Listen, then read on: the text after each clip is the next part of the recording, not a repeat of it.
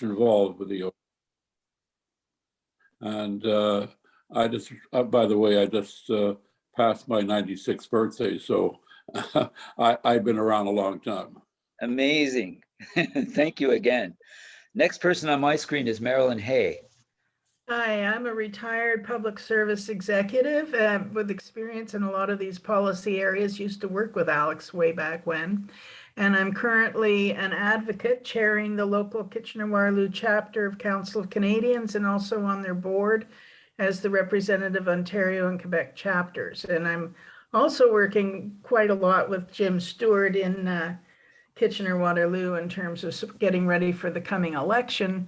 And having sessions with candidates and meet the candidates and so on. So very supportive of the health coalition in our local area. Perfect. Perfect. Louise Lanto. Hello, I'm president of the Cornwall and District Labor Council, and I would say that I'm generally calm. Perfect, Louise.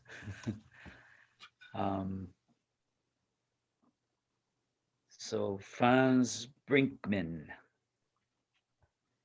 I'm hoping that I'm seeing everybody's name in full here. Okay, I'm Franz Brinkman. I'm a concerned citizen and a retiree and a union rep. I've been involved in the long-term care thing, and I think I brought it way back in one of the original meetings to put long-term care into the health coalition stuff. I'm eventually going to drop my voice because I got a speech problem. However, I'm a concerned citizen and advocate by mail a lot. Thank you. Thank you. And Manfred.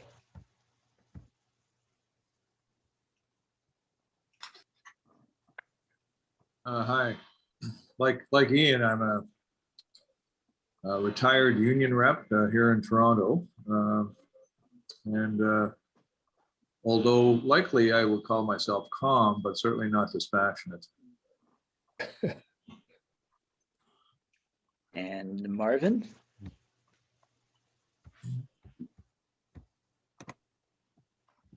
Yeah, I'm Marvin Russell. I'm retired clergy who's worked in various parts of the world. And I would say I'm an advocate and probably somewhat bookish, yeah. Thanks, Marvin. And Andrea Griffith.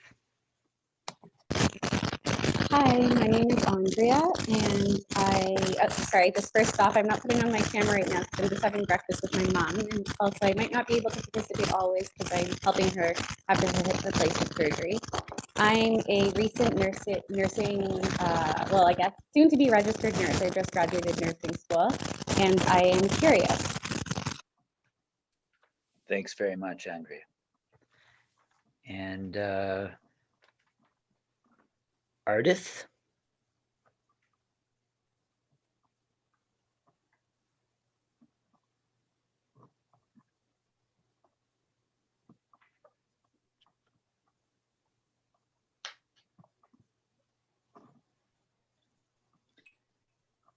Ardith Ekdal, are you able to hear me?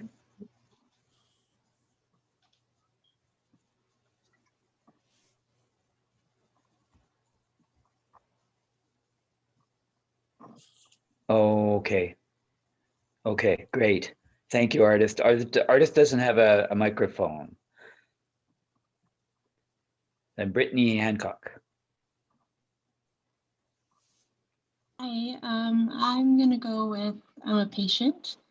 And for the second column, my adjective will be calm.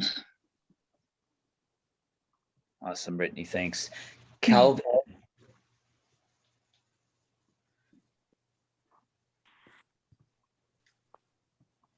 Can you see me? Can you hear me? Yes, we can hear you.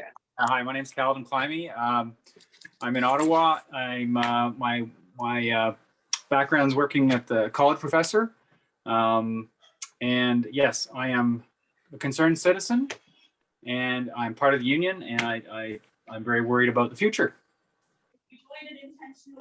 Thanks very much, Calvin.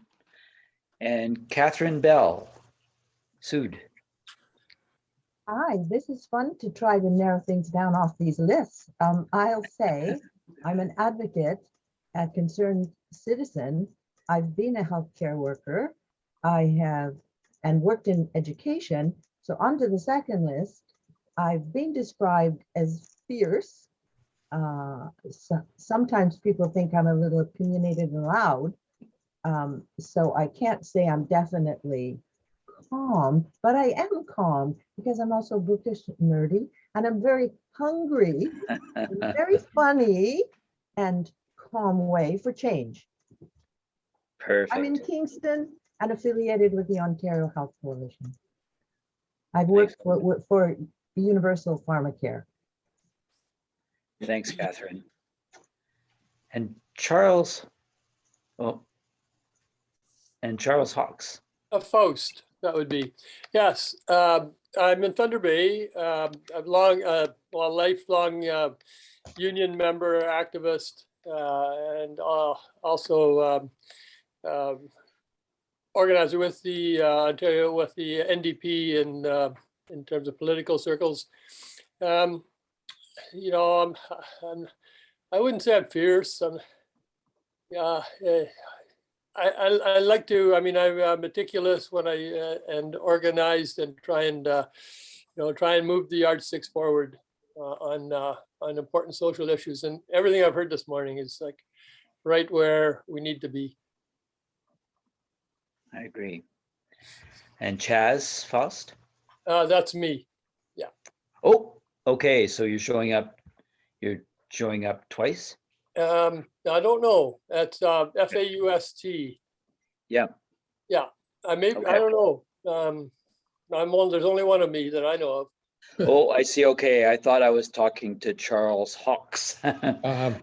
Okay. You did speak to me before. Right. Yeah, that's correct, Charles. Thank you. I've switched to an alphabetical list here, so forgive me if I'm calling on you a second time. Yes. And Connie Lee? Hi, my name is Connie. I'm from Toronto, and I would say I'm a fierce advocate and also part of the union. Thanks, Connie. And David Lubell?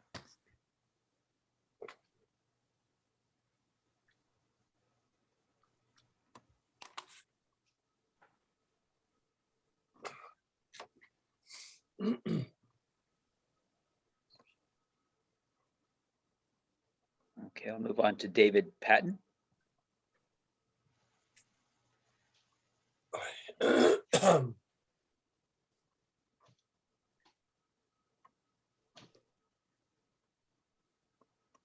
David Patton. Sorry, I have my mute on. That's good okay, morning. David. Good morning. Good morning, everyone. I'm president of QP 543, which is a local in Windsor. And I'm also the chair of the Ontario Municipal Employees Coordinating Committee with QP Ontario. Other than being eternally hungry for food, I'm also hungry for knowledge. And so that's why I'm pleased to be here today. Thanks, David. And I'm looking down the list here. We have Don Smith. Yeah, I spent 35 years in Thunder Bay, now in Ottawa. I'm retired. I really just a concerned citizen, but activist in the area of political, social, environmental, and anti-poverty. Thank you. And Douglas Roberts. Hi, I'm Doug Roberts. I'm from Waterloo, Ontario. I'm a staff member at Wilfrid Laurier University. So I'm not a health worker. I'm an education worker. We're members of OSSTF. And as you can see around me, I guess the best adjective is messy. I could self-describe that way too, a lot of the time, I think. Enid?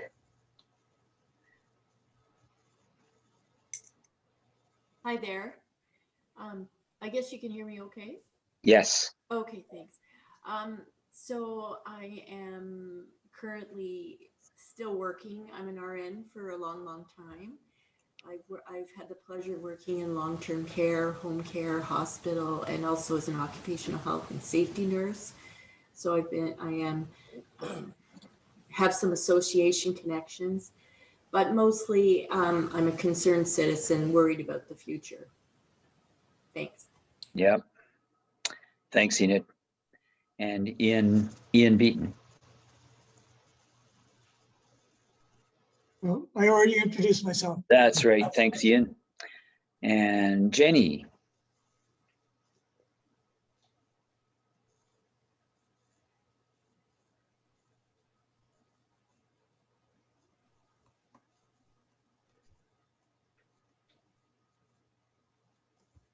Are you with us, Jenny?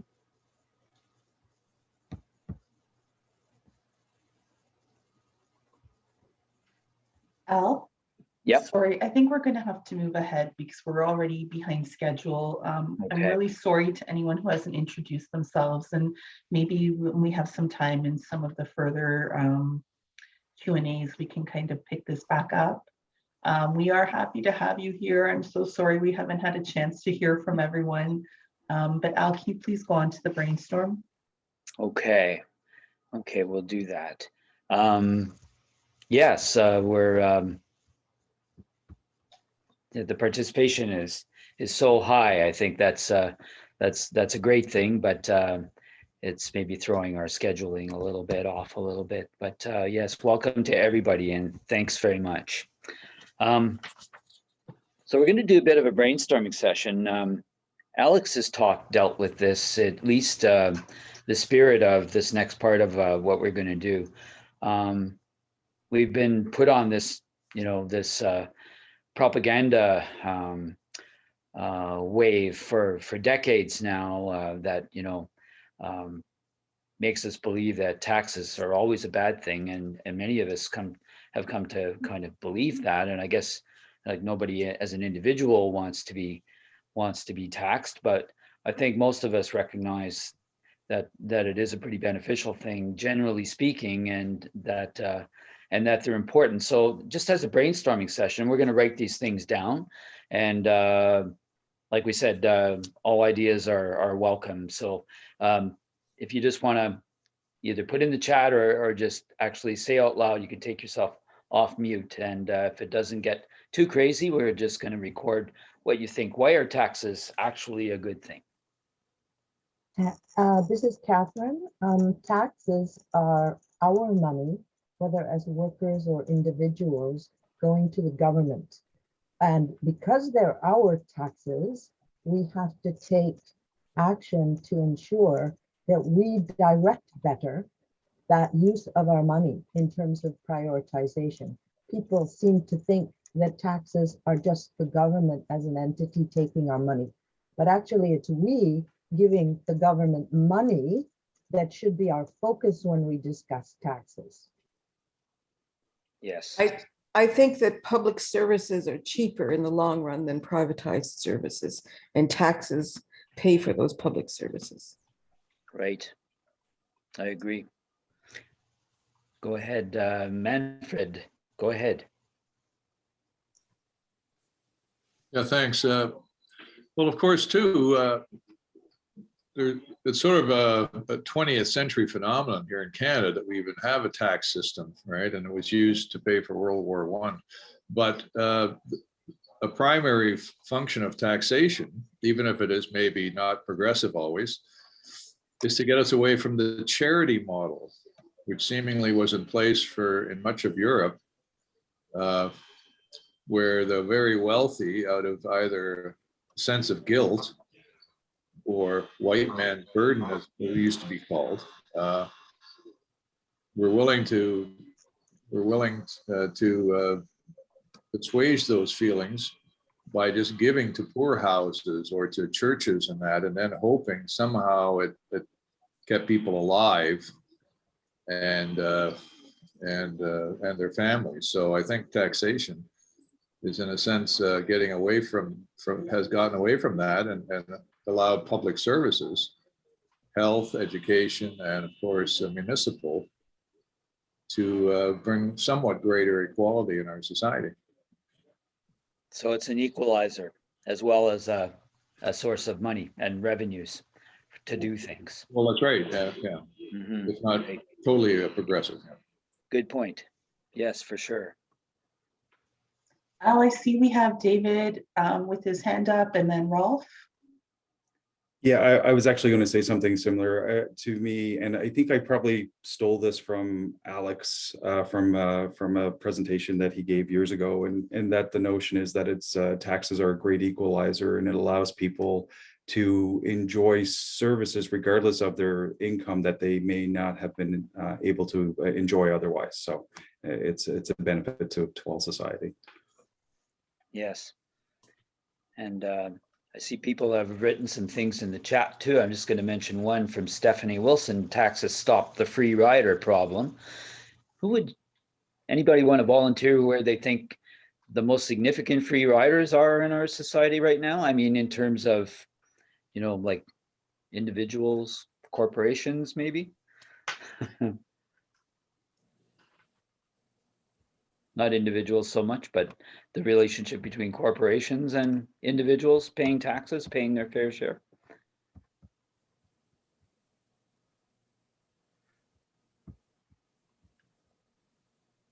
Okay, Rolf or Ian, do you want to go ahead? I see you both have your hands up.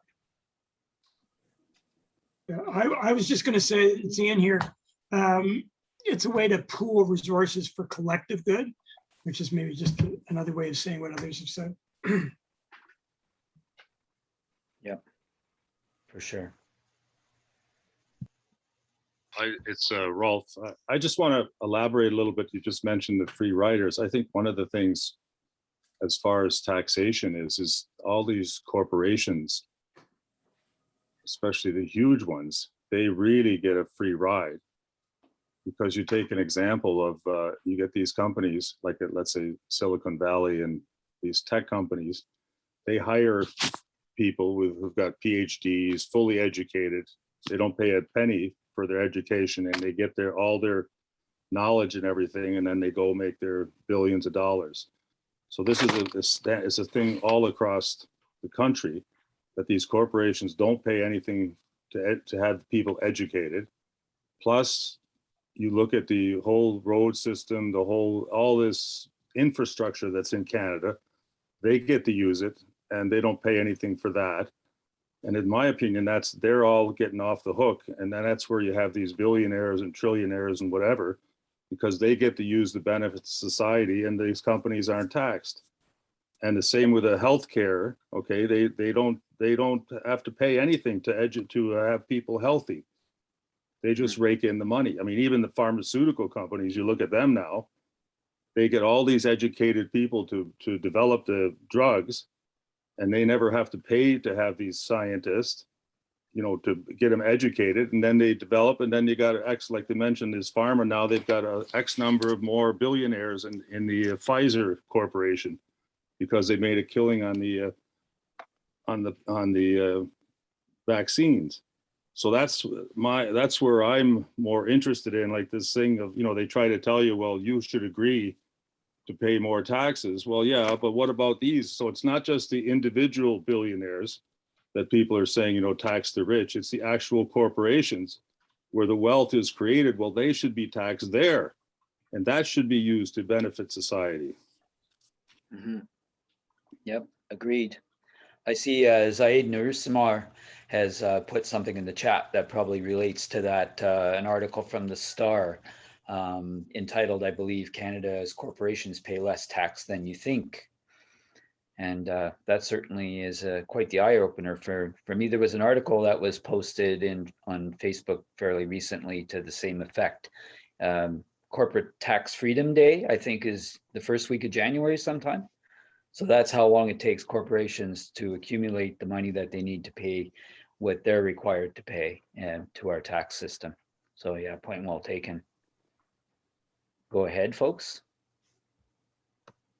Okay, let's give Mervyn the last word, please, and then we're going to have to move on.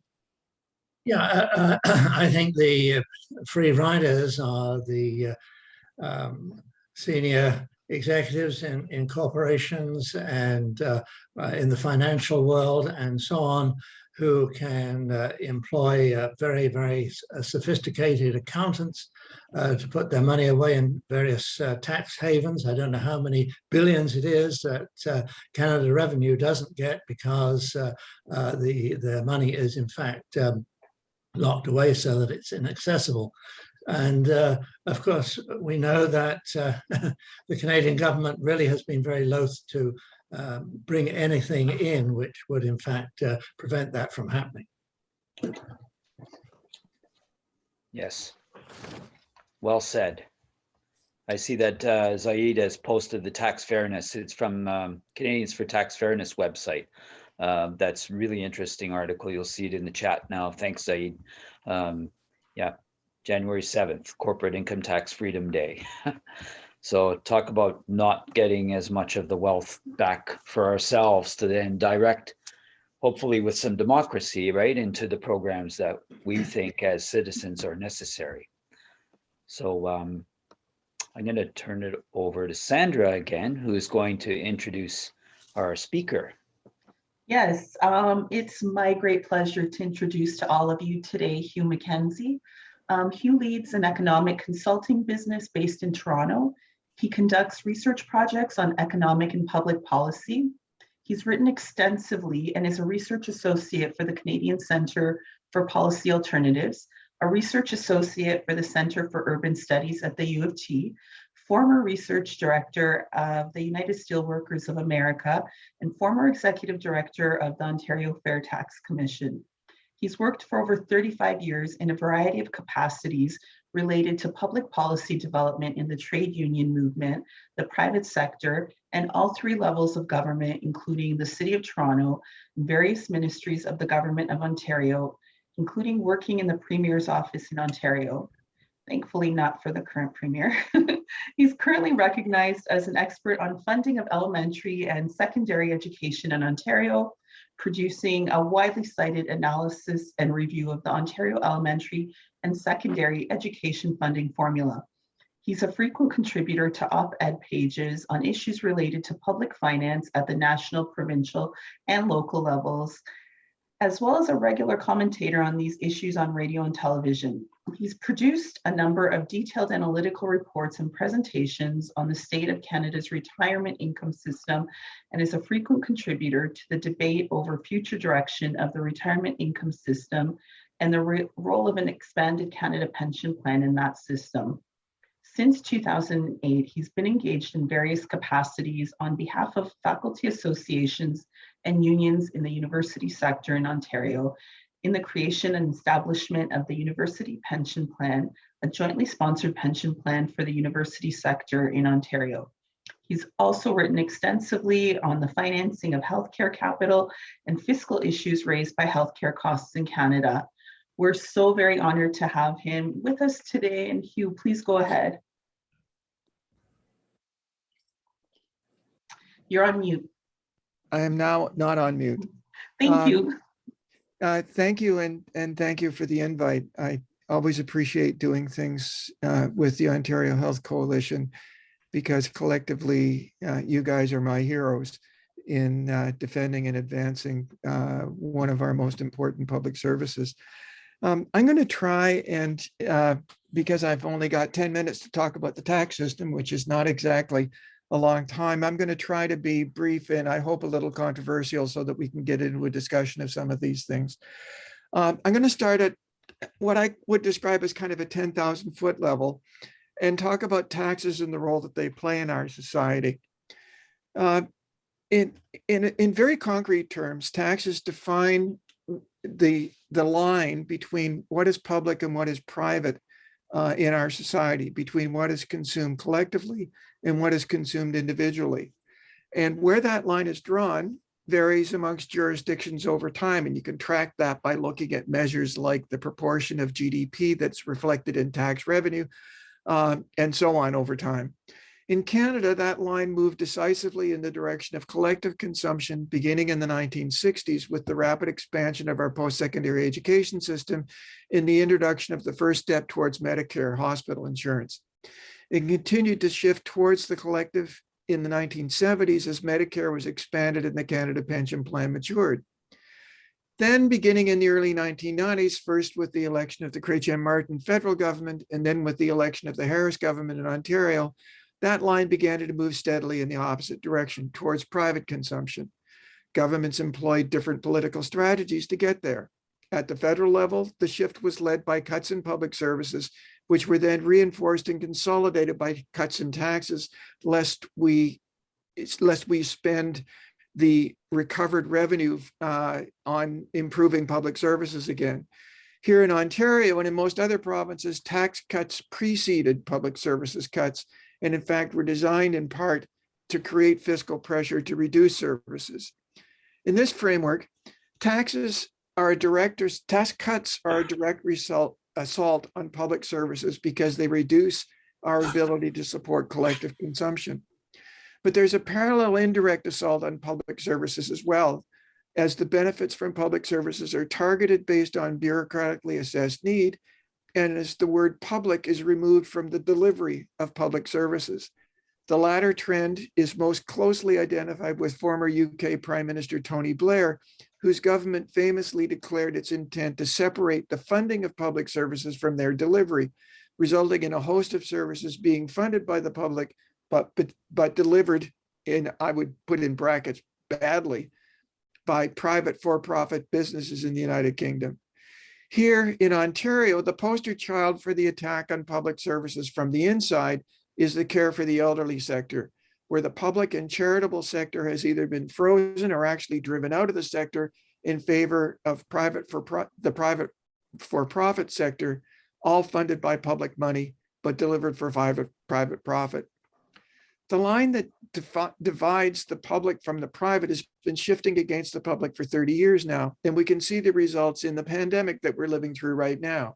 Lacking the capacity to develop or produce vaccines, lack of capacity and understaffing in the care for the elderly sector, underinvestment in health services over decades, culminating in a system lacking the capacity to cope even with normal demands, much less the surge capacity whose absence has been highlighted in the pandemic.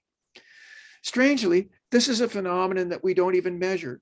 When economists talk about income distribution, they talk about the distribution of, quote, disposable income, unquote, or income after tax, as if the public services that we fund and consume collectively have no value.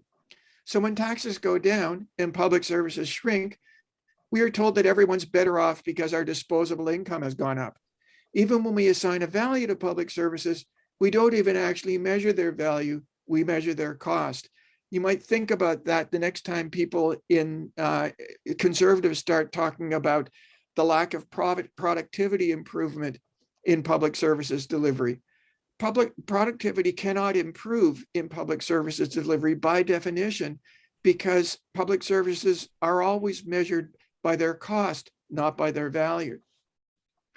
The stakes are pretty high, even without considering the pandemic. If you think through the critical issues we will be facing as a society in the next 30 years, growing inequality, an aging population, deteriorating public infrastructure, the need to moderate global heating and deal with its consequences, supporting the increased educational needs of coming generations, all require more, not less collective action and consumption, more, not less capable public services delivery, more, not less accountability in the delivery of collective services.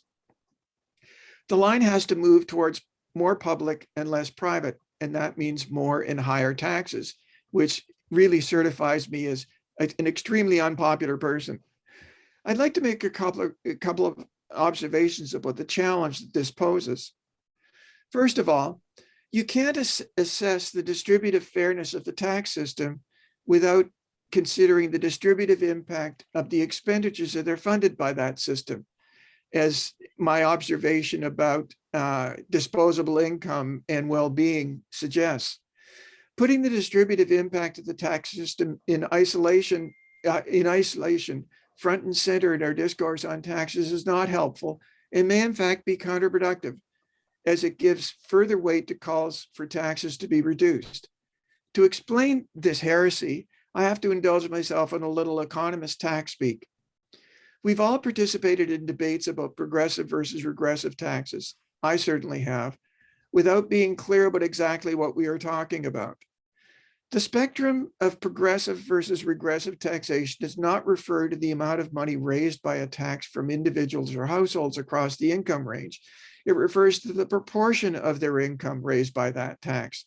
Thus, an income tax with marginal tax rates that increase as income increases goes up, as income goes up, is a progressive tax. By the same token, a sales tax like the GST is seen as a regressive tax. While the GST, for example, is roughly proportional to income in the middle income range, because lower income households tend to spend a greater proportion of their income on taxable items than others, and higher income households spend a smaller proportion of their income on taxable items because they save. It is regressive at both the bottom and the top of the income scale. But while it is true when you look at taxes in isolation, the perspective changes when you consider what the revenue is spent on. The evidence shows that public services and the collective consumption they support are a profound force for redistribution of our society's resources. I want to illustrate that point with one of the results from some work I did with Richard Shillington a few years ago. Overall, we were looking at the distributive impact of public services spending, how the benefits from public services were distributed across income classes and family types.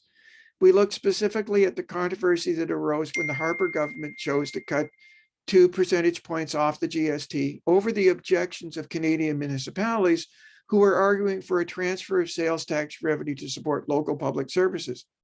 So we asked the difficult question: what would the impact be if, instead of cutting the GST, effectively giving back the money to the people who paid the tax, the money instead was given to local governments to spend on the things that local governments spend money on? What we found was that if that had been done, nearly 80% of Canadians would have been better off as a result of the services, rather than the savings that they received as a result of the GST cut.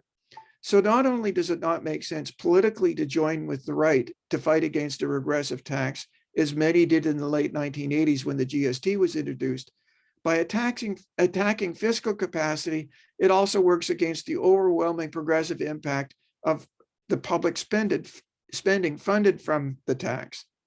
The fact that even a regressive tax like the GST has a net progressive distributive impact when it is spent on public services does not mean that we shouldn't care about basic tax fairness. Not because the revenue raised in the course of making the tax system fairer will pay for all the public services they need. It won't. It will help, but it won't come close to paying for all of it.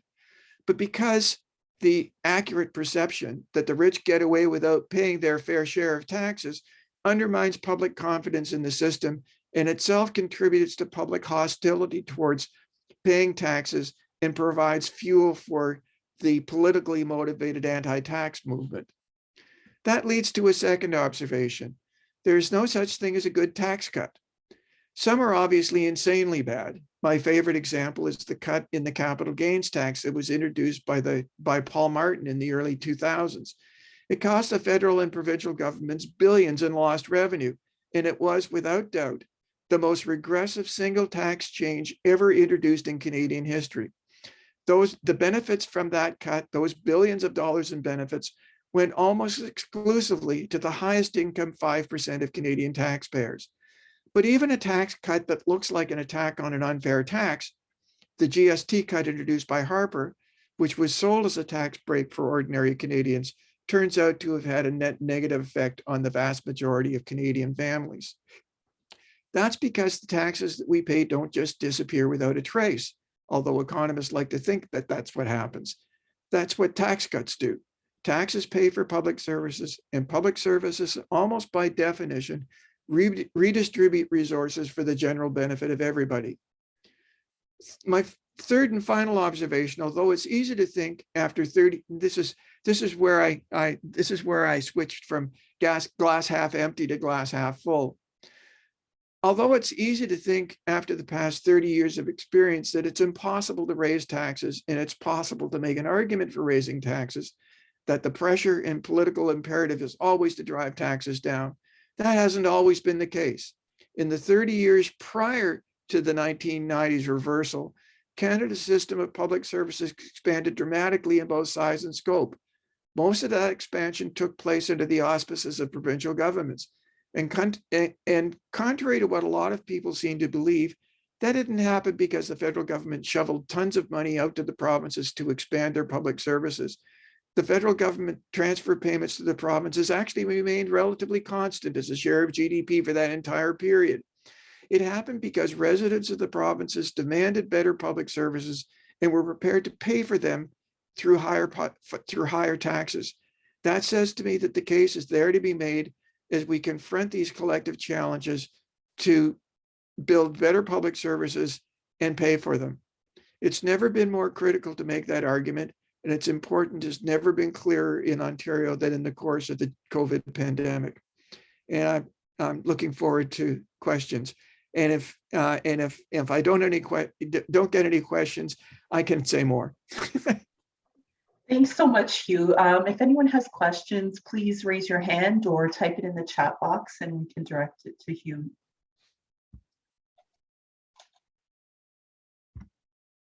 Charles, go ahead. Unmute, please. Charles, you're still on mute. Okay. A question on Martin's cut of the capital gains tax. How do we counter the argument that international competition for investment necessitated such a cut on the part of Canada? The international argument always seems to be brought into these tax discussions. Well, yeah, that's a common old saw. The first point I'd make is that the international comparisons don't actually highlight as big a contrast with Canada as one would suggest, and as the comparisons suggest. That's partly because although we have a capital gains tax, we have no tax on wealth, and we don't have a tax on wealth transfers. We don't have an inheritance tax. All of those taxes went away in our tax reform in the early 1970s. And so if you made a realistic comparison of what the tax impact would be on capital gains in Canada versus other places, it's not as obvious as that argument suggests.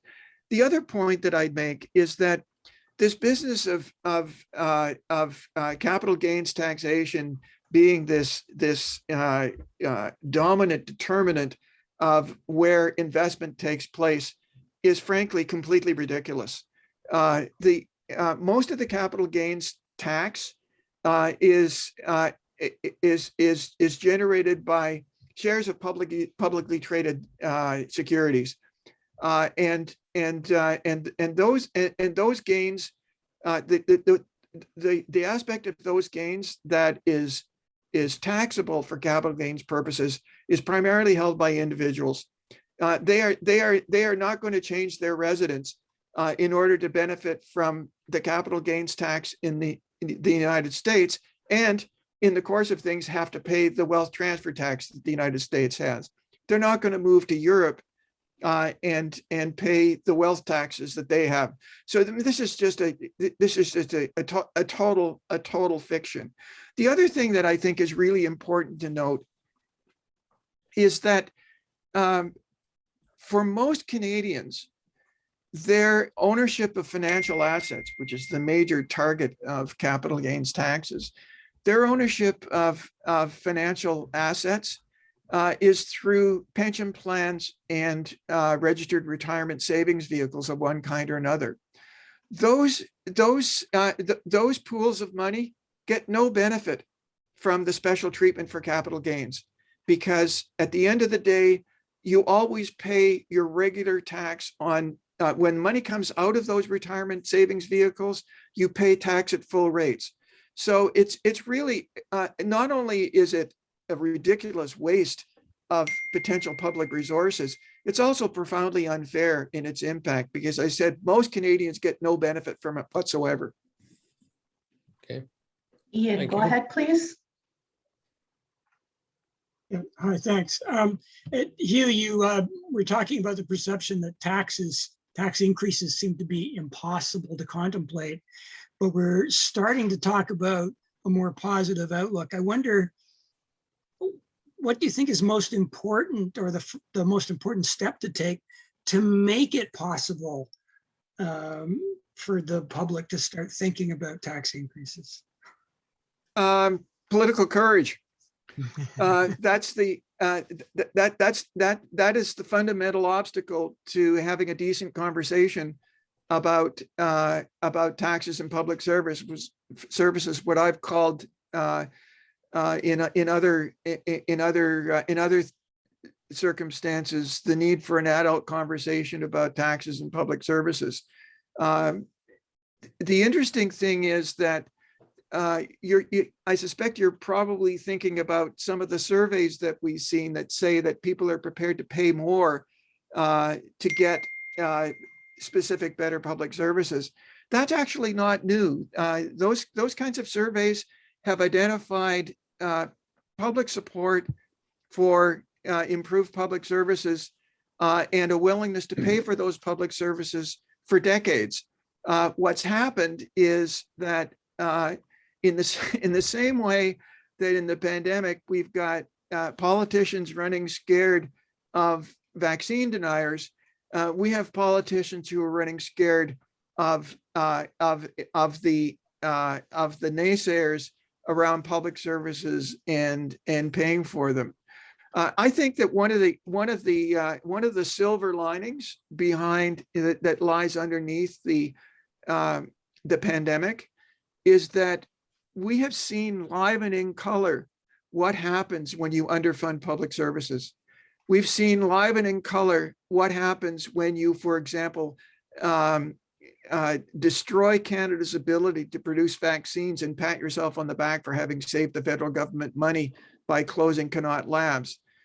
We've seen what happens when you keep grinding and grinding and grinding the hospital sector down to the point where it has negative surge capacity. In other words, it doesn't even have the capacity to function in a normal environment, much less in an environment like a pandemic. So I think those questions are right in front of people in a way that they haven't been.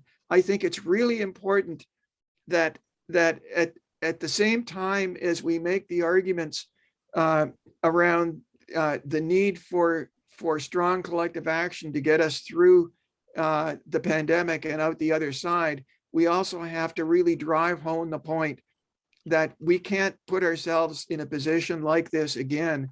That it's important that we sort of blow the stop whistle on this inexorable trend towards austerity and cheapness in the delivery of public services that we've been suffering through in the last 30 years.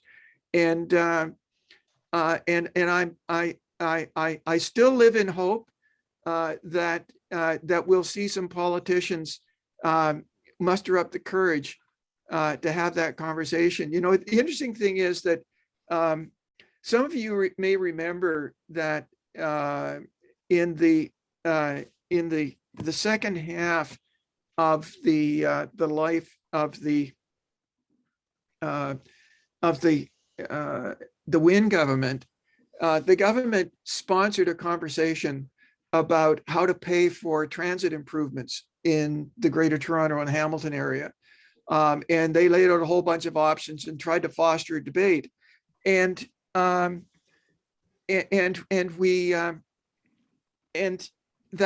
that openness to discussion about how to pay for public services was just cut off at the knees. And sadly, one of the things that cut it off at the knees was people who are otherwise political friends of public services. And so as a result, we ended up with no dedicated revenue sources for transit improvements.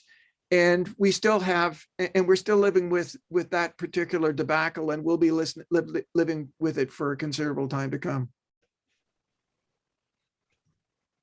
Okay, I think we have time for one more question. We'll give it to Manfred, and then Lainey, Marilyn, Vicky, we'll get to your questions later, if time permits. Manfred, go ahead, please. Thanks, Sandra. Hugh, I totally agree with your assessment that it will take political courage in order to dispel a lot of the mythology about that we're overtaxed and that we are non-competitive in that. But I think it goes beyond that too, because of course, when we look at back in the 1960s, the Pearson years, and also in the US, the Johnson and early Nixon years, we had the auto pact between two countries that were relatively equal, both in taxation and in productivity.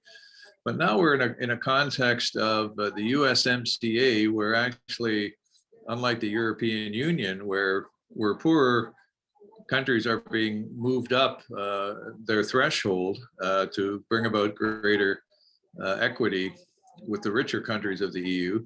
Here we're facing our major trade partner, who's in a low tax, no tax mentality. And we'll see that in the midterms this year, and then certainly in 2024 again. So I'm just wondering, are we able to so unilaterally continue our value system around expenditures for public services, and in the provinces too, of course, when we have a growing trend amongst our politicians, and even obviously our corporate sector, to see that continue? Well, I'm not suggesting that we ignore the potential for particularly tax bases to migrate to low tax jurisdictions. I'm much less interested in the arguments about the movement of real economic activity. I've been looking at those issues for a long time, and I have yet to see any strong evidence that the relative tax burden, quote unquote, in Canada and the United States has a significant impact on the movement of business activity north or south.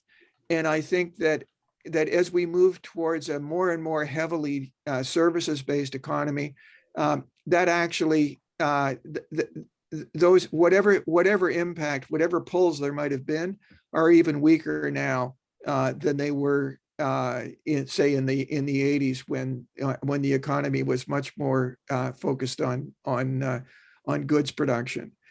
The other point that I would make is that now I've lost the point. The other thing that I think it's worth considering is that I think increasingly people are looking at the package of taxes and public services. I mean, even in some of the weird worlds that I operate in, dealing with people who manage pension investment money and think that being paid $1 million is a reasonable amount of money to be paid. They look at the potential to move to New York or Dallas or someplace like that, and they start and they're thinking about more than just what the net effect is going to be on their paycheck. They're thinking about the general quality of life in the society. I don't think we need to be as spooked as apologists for lower taxes would like us to be about the migration of economic activity from one jurisdiction to another. Great, thank you so much, Hugh. We're going to have to move on. We'll come back to questions if there's time. Al, can you go ahead and introduce Natalie for the next section? For sure. Natalie's going to talk a bit about the impact on taxes vis-a-vis trying to redistribute income in an economy where, in a society where we've seen a very, very troubling growth of inequality. It's really incredible when you look at how much inequality has developed in the last 20 or 30 years. And Natalie's going to give a presentation that helps to address that, talk about the impact of taxes and to illustrate just how much things have changed in terms of the difference between the wealthiest and most of the rest of us. Natalie is our executive director, as you would know. Go ahead, Natalie. Thank you. Oh, I was really enjoyed listening to Hugh. Thank you very much. And the questions. Now, was Lainey waiting with a question? Or She was. We have a few people with questions. There's still more? You know, we've just had to move on, and we'll come back if there's time after your PowerPoint. Okay. Is Hugh okay with that? I'm okay to Sure. do you want to, you know what, are you okay to stay on? Because I'm going to be a little while, Hugh, or do you want to just take all the questions and give Hugh a chance to answer them once and then I can go? I'm happy to hang out. I don't want to, you should do what you need to do. I'll hang on. Okay, thanks so much. Okay, so I'm going to share my screen with you because I have a presentation which I wish I could do it in person. And normally, if we were in person, I would be able to do this. Oh shoot, my Zoom thing is in the way of me setting up the slideshow. Just 1 second. I would be able to do this with you in a sort of different way visually, but I'll explain it because when you go home to your home communities, you will be able to do this exercise with people, once we're able to meet in person again.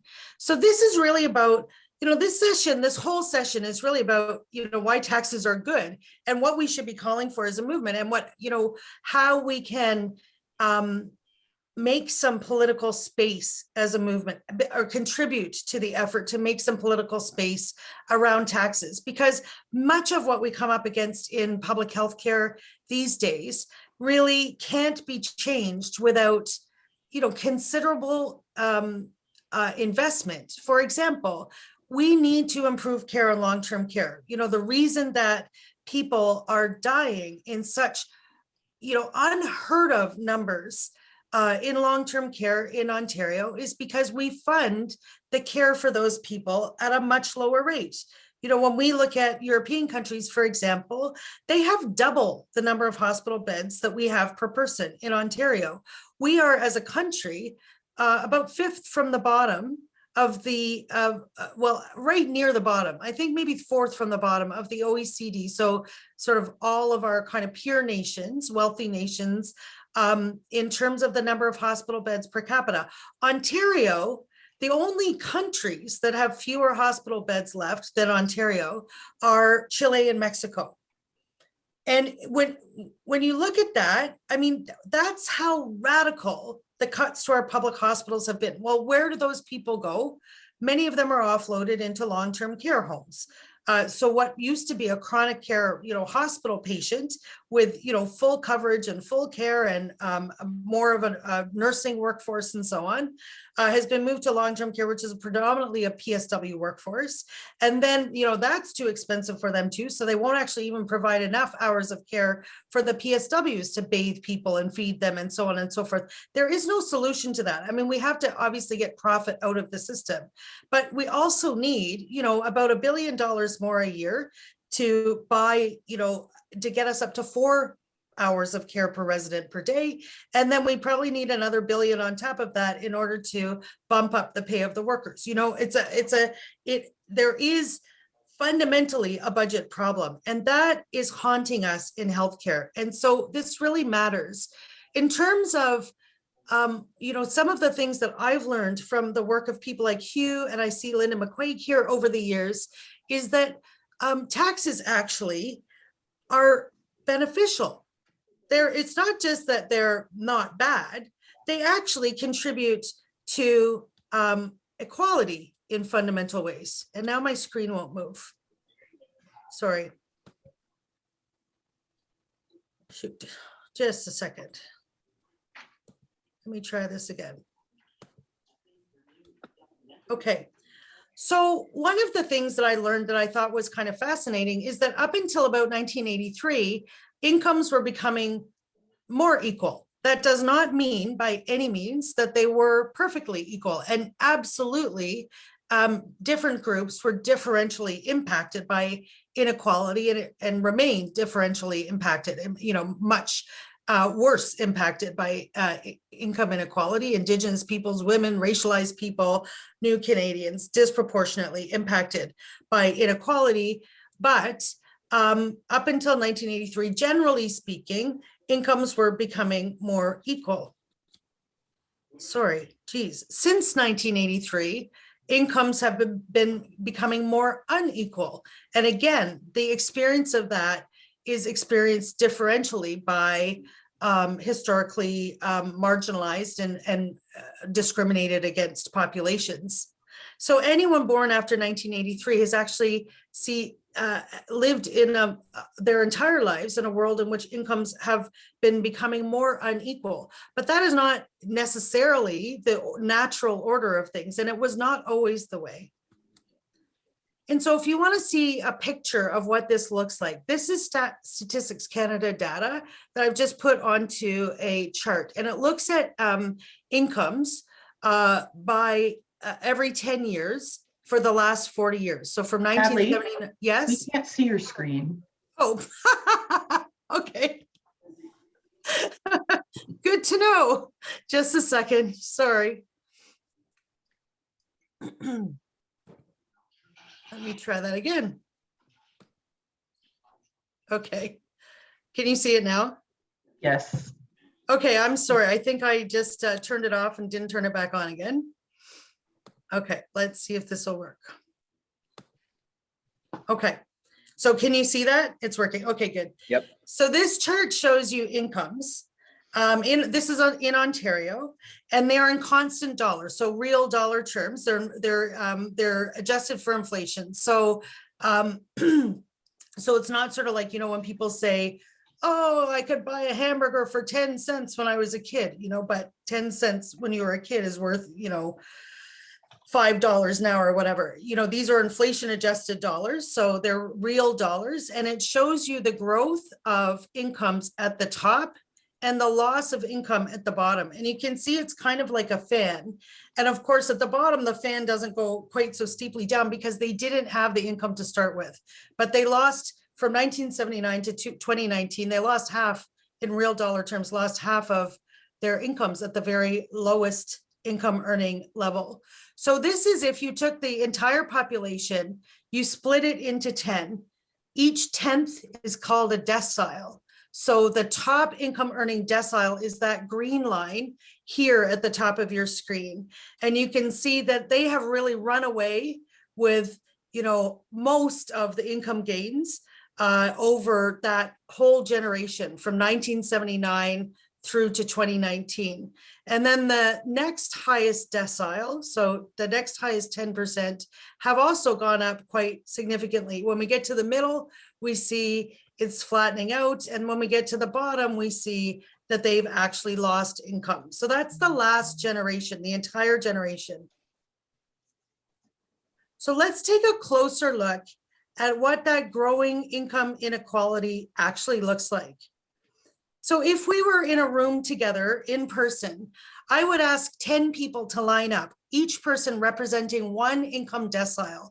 So on your screen, let's imagine we're in a helicopter, we're hovering over a gym, a long gym, and we've lined up 10 people. Each one of these rows is, where one person is going to walk, okay? The top of your screen is going to be the lowest income 10%.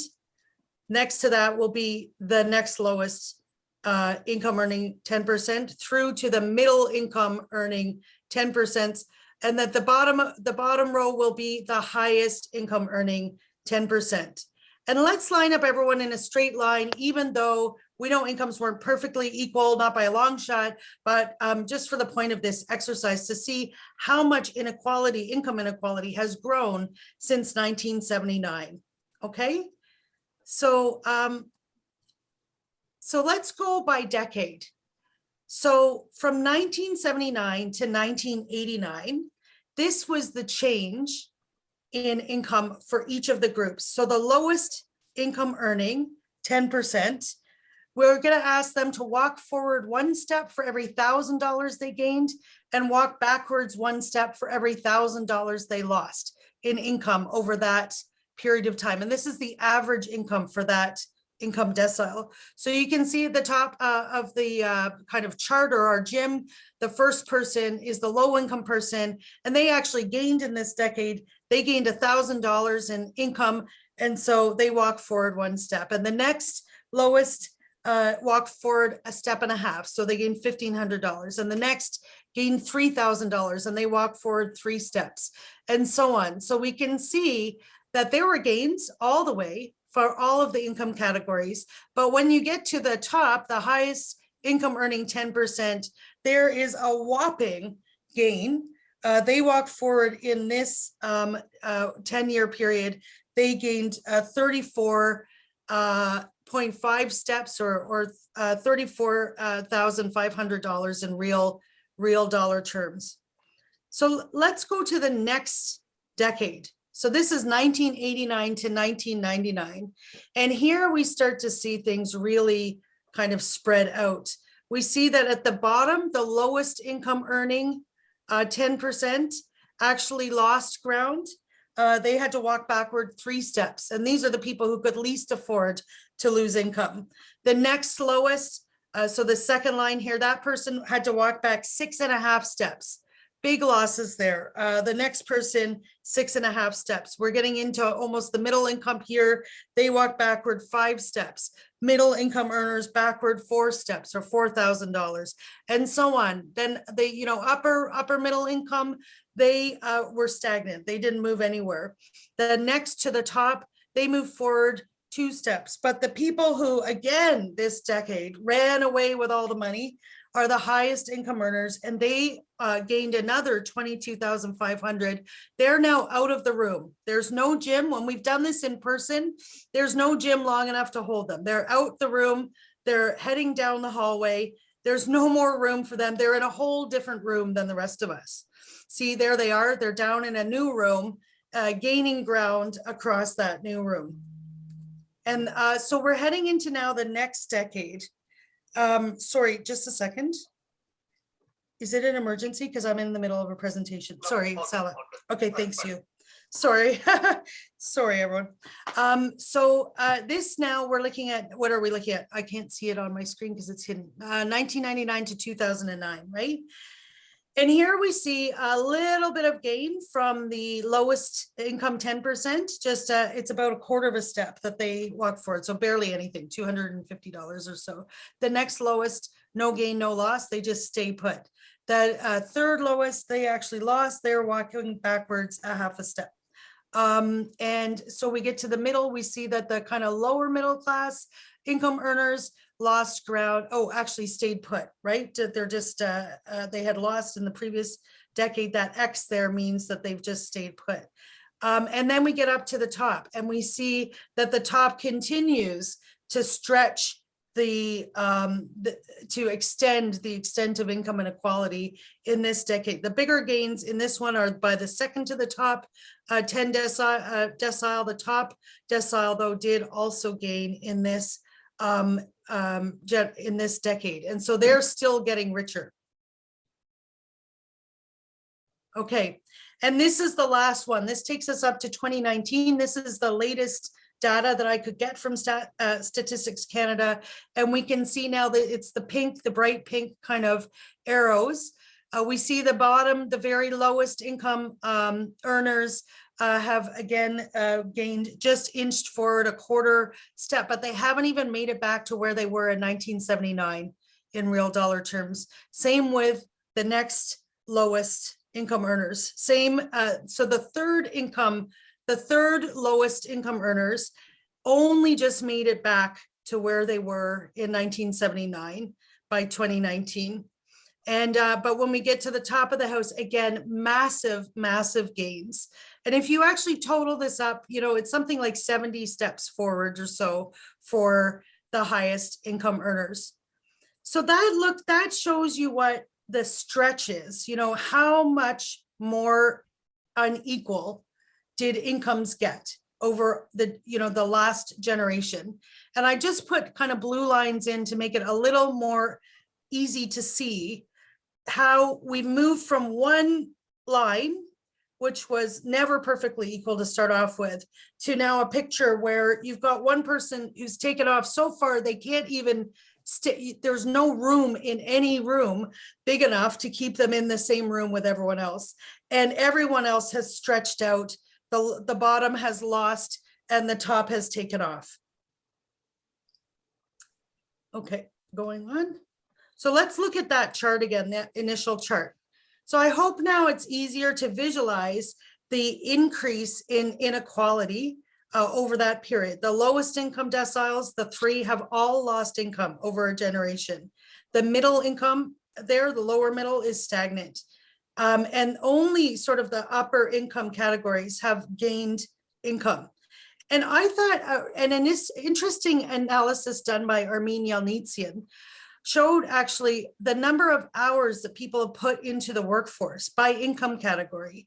And what she found was the only people, everyone is putting more hours into the workforce. In order to stabilize their family incomes, people have had to put more hours into the workforce, except for the top two income deciles, who actually put less hours into the workforce while they made massive gains in actual income.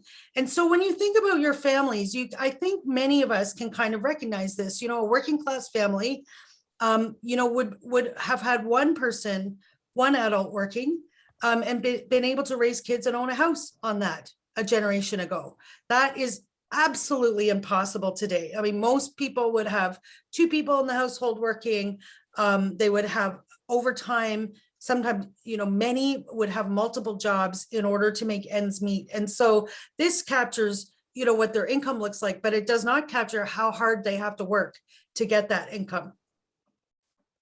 Okay, so let's add in now the impact on taxes. So those were the incomes distributed just by the private market, right? Just in unequal wages and salaries. If we add in taxes, so you'll remember what, you know, the stretch looks like now. If we add in taxes, this is what it looks like.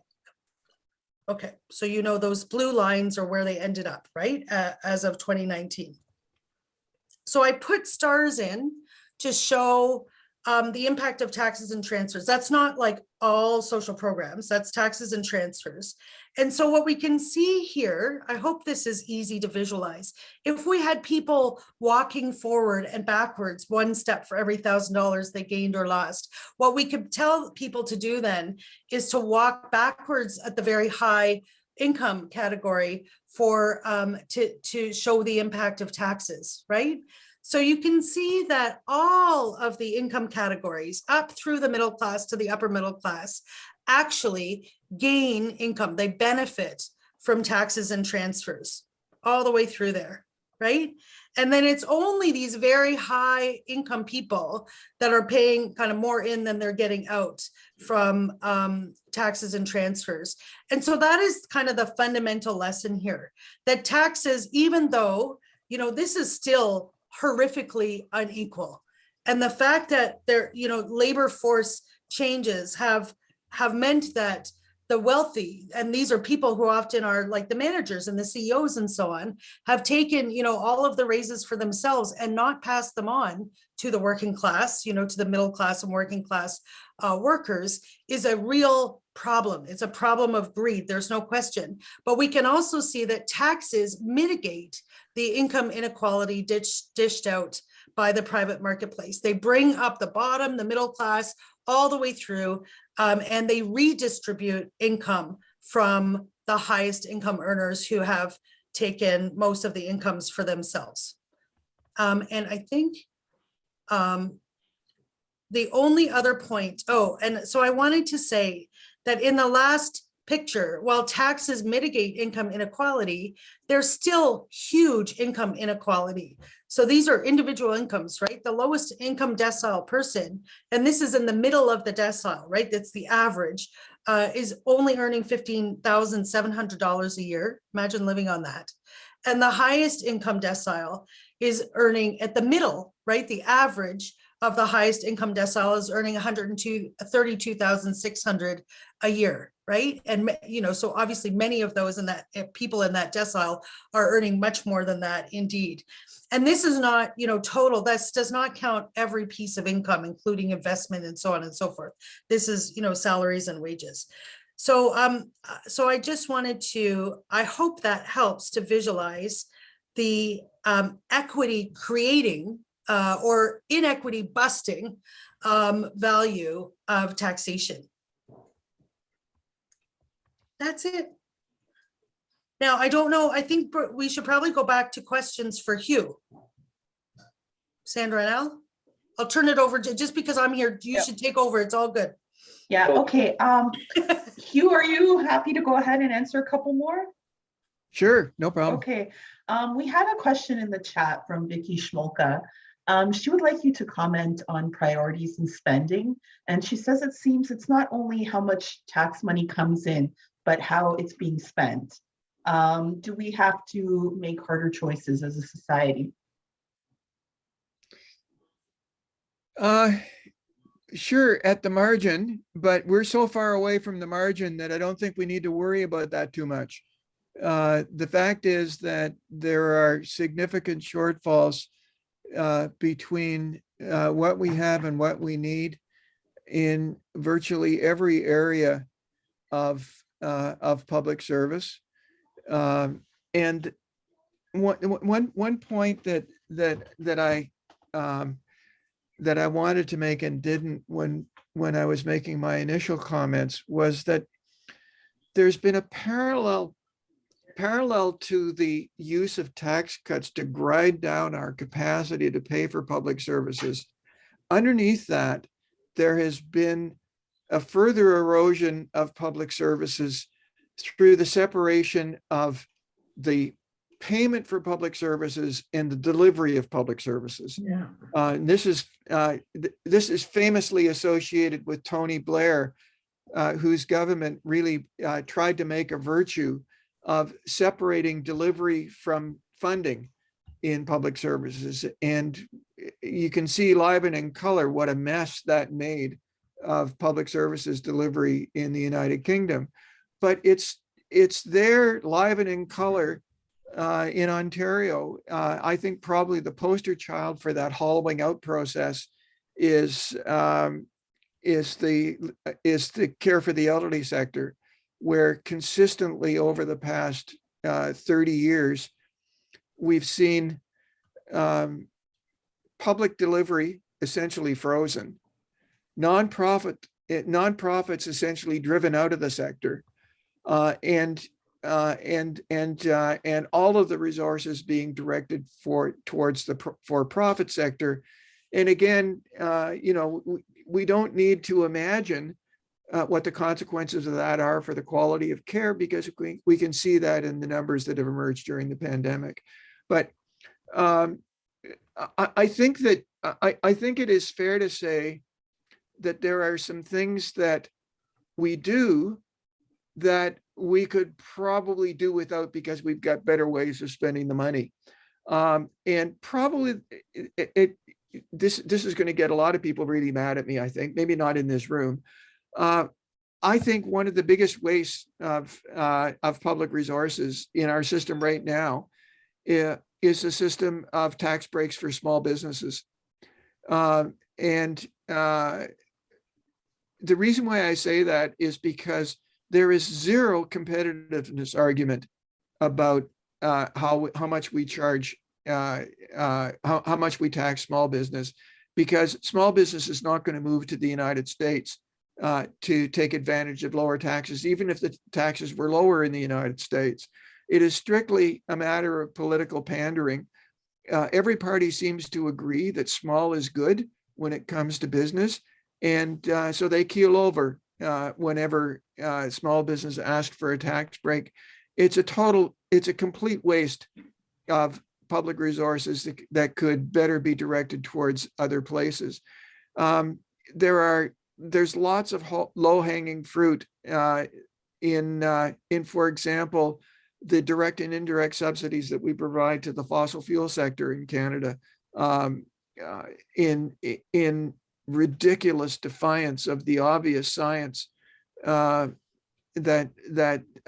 says that we're going to fry the planet if we don't do something to address fossil fuel dependence in the very short term. So I would never say that there aren't things that we currently do that we shouldn't be doing. And I'm not saying that at some point when we get to the margins of these things, there are going to be very difficult choices to be made, but we're a long way away. We're well inside that frontier.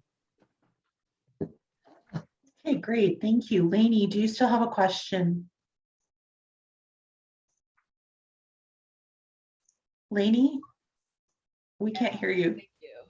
Sorry, can you hear me now? Yes. Thank you. Thanks for the presentation so far, everyone. And I just want to ask in terms of specifically long-term care, but healthcare generally, we seem to leave out of the narrative, and this seems to make it easier for privatizers to talk about the lack of investment in healthcare in Ontario, that most of our healthcare, whether hospitals or half of the long-term care, are federal charities. So they're essentially tax havens, right? They don't pay income tax, depending on the municipality. They don't pay property tax anywhere from 40% to 100%. They get HST rebates, yada, yada, yada. So all of those funds that other organizations and individuals have to pay, they don't pay, which is cool.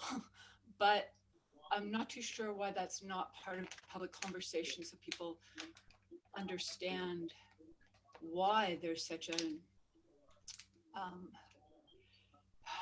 or at least this is part of the aspect of why there is a crisis in funding in healthcare, is that there's this closed system and it just takes money from the public and doesn't contribute.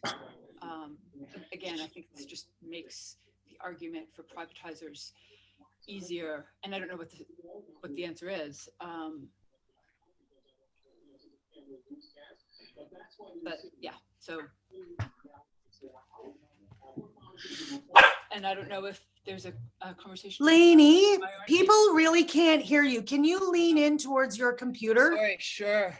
Yeah, and I think you need to wrap up and just ask the question. Sorry, honey. Sorry. It's okay.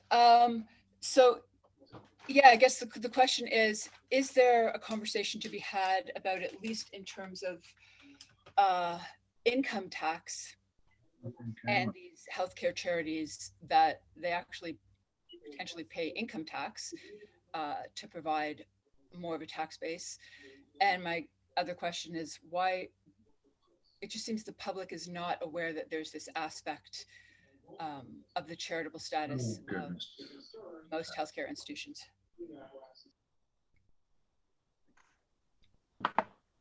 I'm going to reframe the question a little bit, because I think the more urgent problem that we face is that the nonprofit organizations that run the hospitals have become dependent on private philanthropy for most of their capital expenditures, and they have become dependent and prisoners of the desires of the people who contribute those large amounts of charitable donations to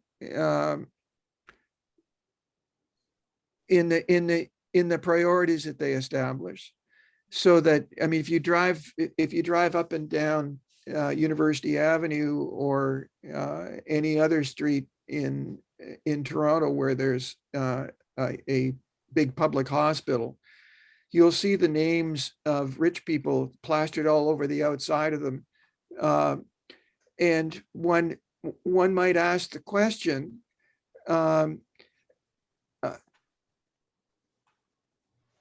is that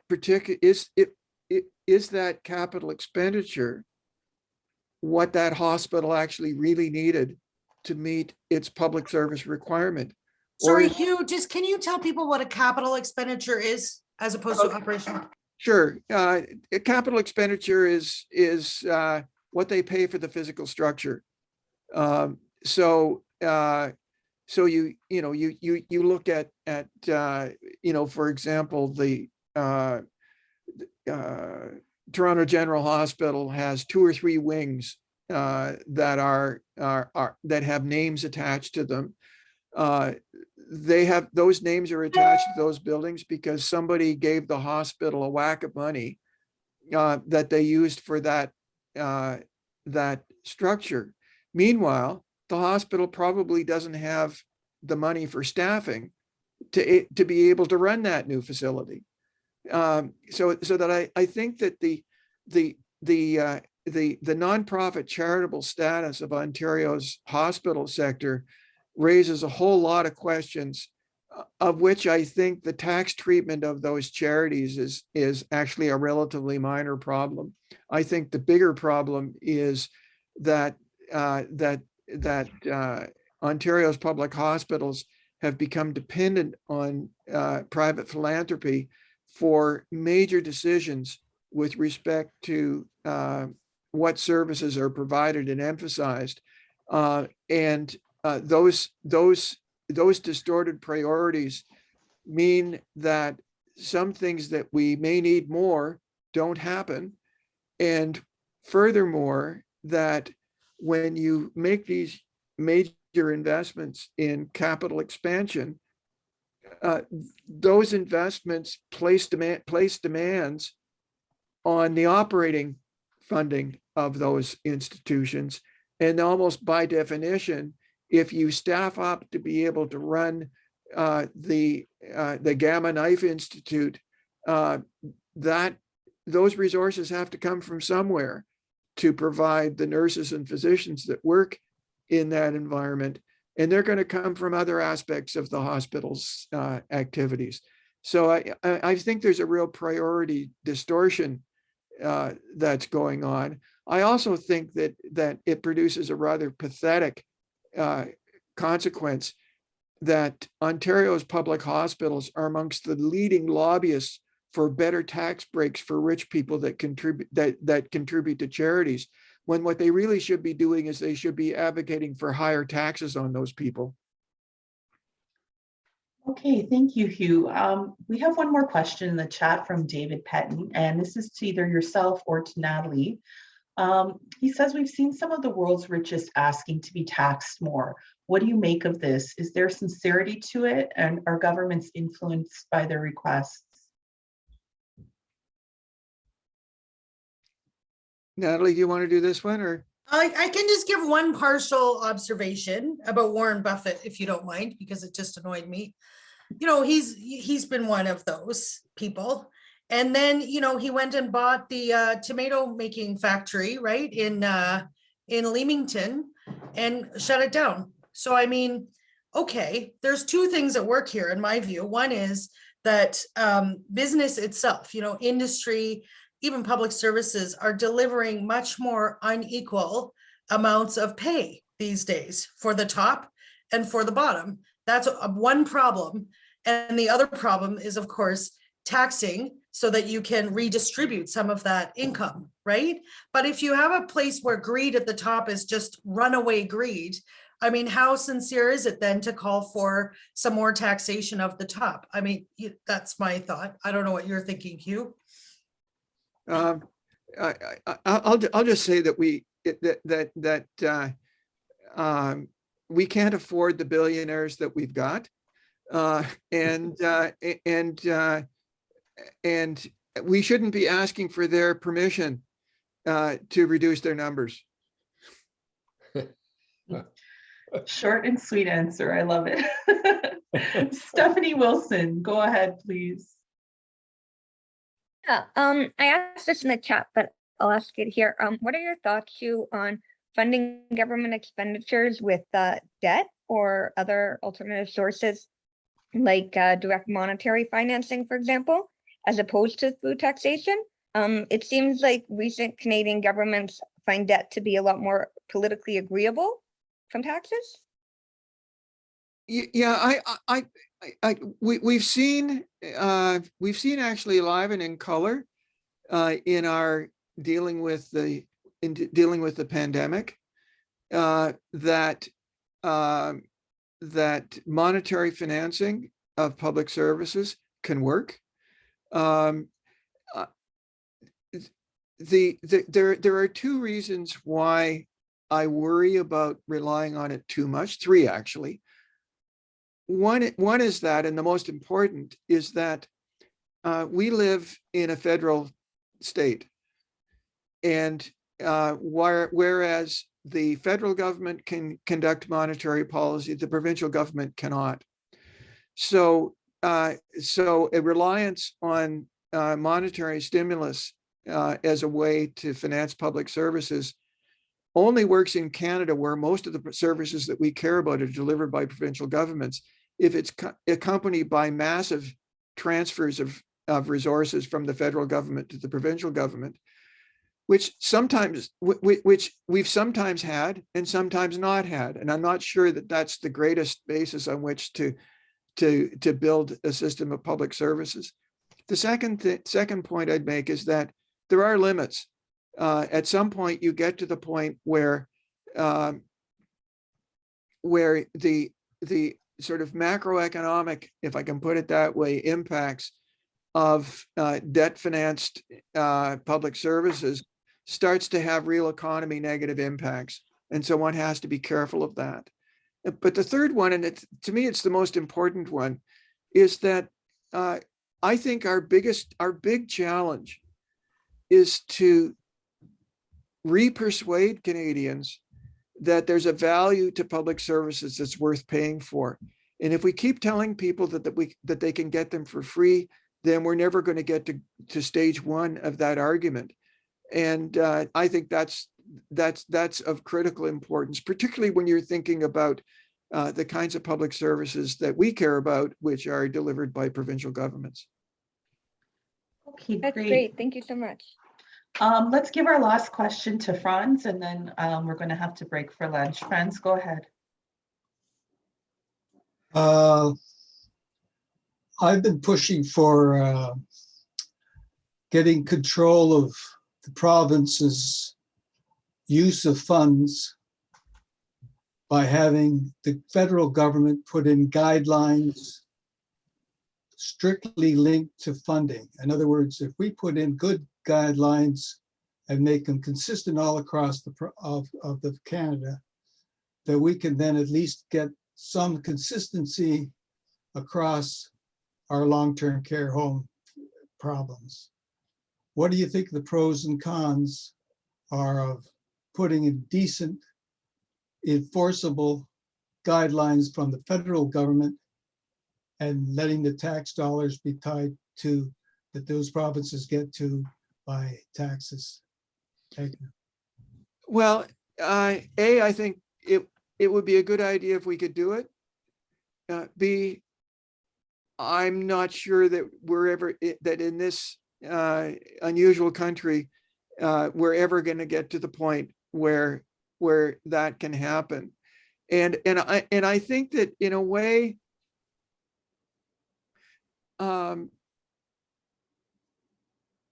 and given the fact that it's not that it's a low probability event, if I can put it that way, putting too many of our eggs into that basket is letting the provincial government off the hook. Ontario is 40% of the country. Ontario is responsible for more than 40% of the problem with long-term care. Ontario has its own significant financial resources. Ontario is, relative to GDP, the second lowest tax jurisdiction in the province, in the country. We have the lowest expenditure per capita on healthcare in the country. There is lots of room in Ontario to make these things work. We don't have to, I, as I said, I think it might be a strategic mistake to attach pressure to improve standards in long-term care to action by the federal government, partly because the federal government is always going to be balancing off Quebec's desire to be completely masters in their own house with respect to things under their jurisdiction, and with the conservative / libertarian bent of Alberta and increasingly Saskatchewan. As I said, I mean, Ontario is a grown-up province. It's a big place.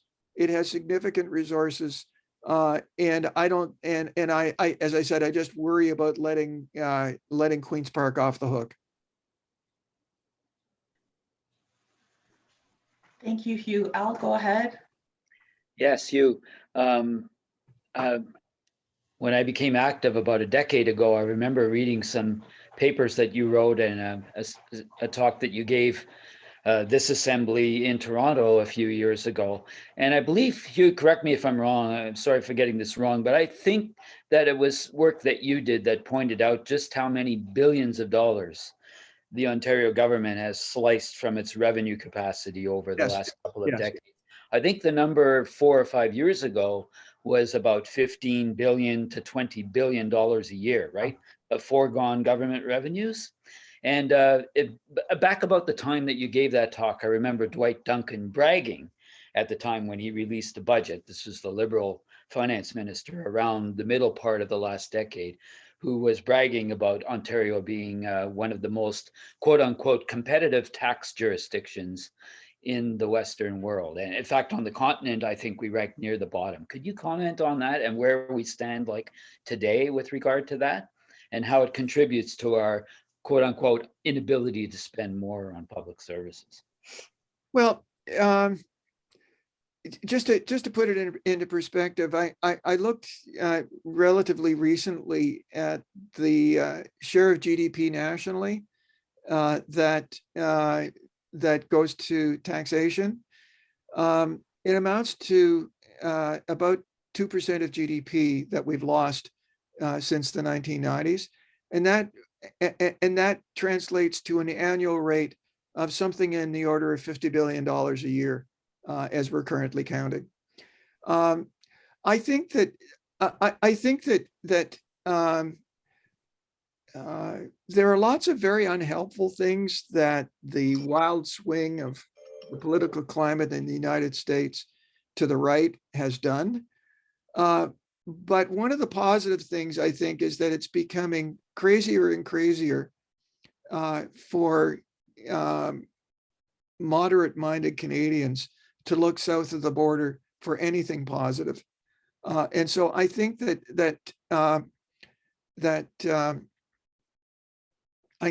I think that there's an awareness amongst Canadians now that we get a lot for the extra that we pay for public services. It's just a funny little anecdote. My late mother-in-law, who was not exactly the most progressive person on the planet, used to spend 6 months less a day in Florida, and she would go into gas stations, and they'd look at the license plate. The gas attendant would look at the license plate on the car and launch into a tirade about how high taxes on gasoline are in Canada compared with the United States. And my very conservative mother-in-law would respond with an equally aggressive tirade about how we get public health care, and I don't have to take my credit card to the doctor to get treated. And I think that the mythic status that Canadians assign to Medicare, as much as those of us who think a lot about the system recognize that there's a lot of gaps and warts in it, that is a bit of a touchstone for Canadians when they think about how we compare with the United States. And I think that those cross-border comparisons are much less of an issue now than they might have been 30 years ago. Okay, great. Thank you so much, Hugh, and thank you for joining us today and for sharing your experience and expertise with all of us. We're going to take a break till 12:45. So welcome back, everyone. We are back at 12:45. I imagine people will start coming back into the room shortly. If they aren't already here, I see most people seem to be back, or many of us seem to be back already.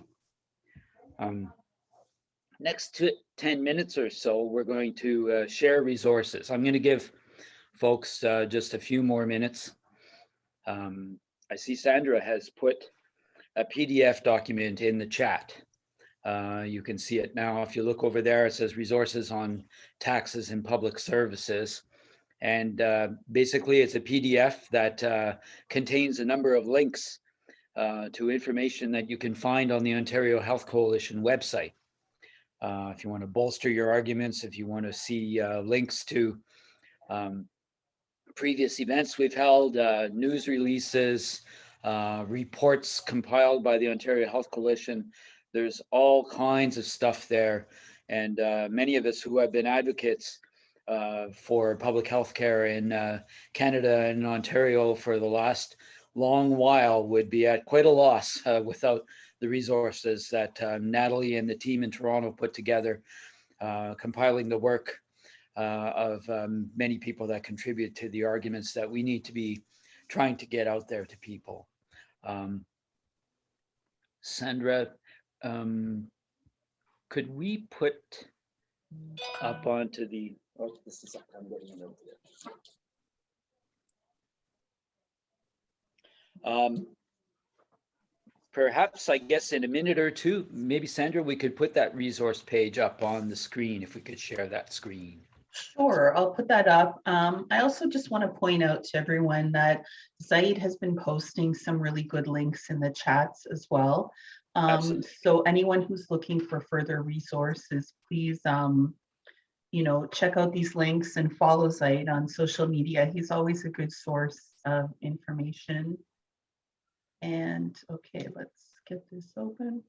Don't be shy to put your feeds up on the chat too, Zaid. Very worthwhile to follow your work, sir, and I thank you.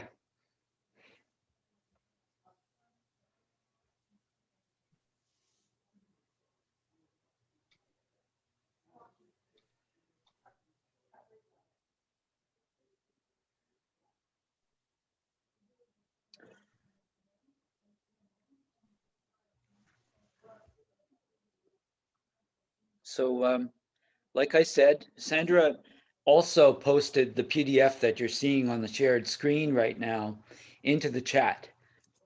And that PDF, the links that are there, just in case you're not familiar, most of those links on that PDF, when it's shared digitally like this, you can open. You can share, keep the PDF for yourself, and those links should still work. So you can find your way back to the website.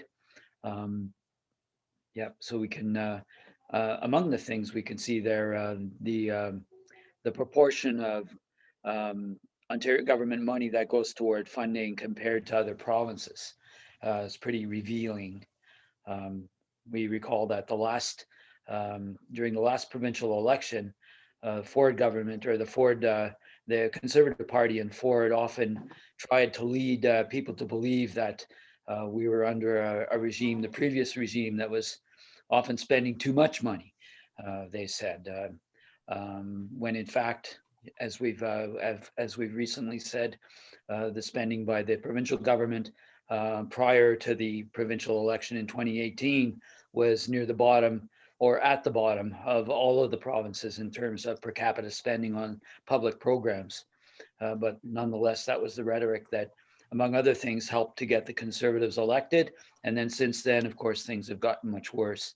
But many of the facts and arguments and sources of information that we can use to help persuade our fellow citizen to adopt a progressive stance and to fight for these things.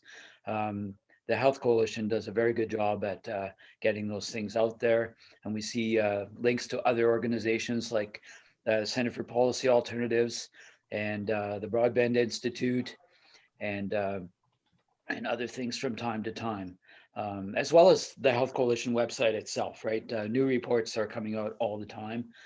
So it's a good resource to be following on a regular basis.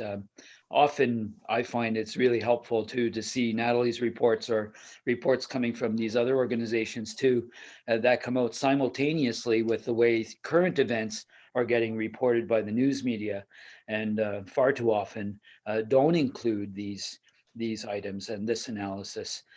So it's kind of really good for people like myself and for all of us when we advocate for these things, that we can go to resource pages like this and websites like this for credible, well-researched information to counter the propaganda coming from often the establishment, unfortunately, and the right also.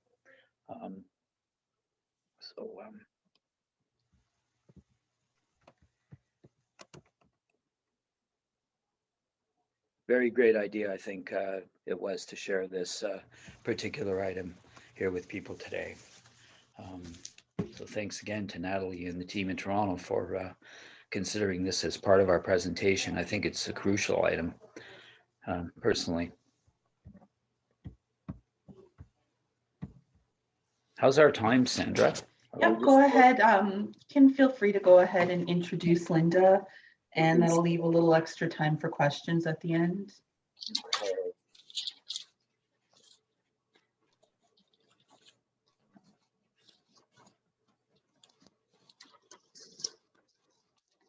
So we will introduce Linda, our next speaker. It's a very big pleasure for me to introduce Linda, who's a longstanding friend of the Health Coalition.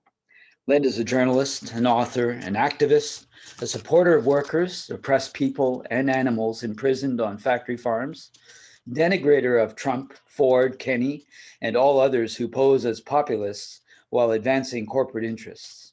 Fierce, funny, intelligent, Linda has won a wide audience for her books, which make the case for a more egalitarian distribution of wealth and power.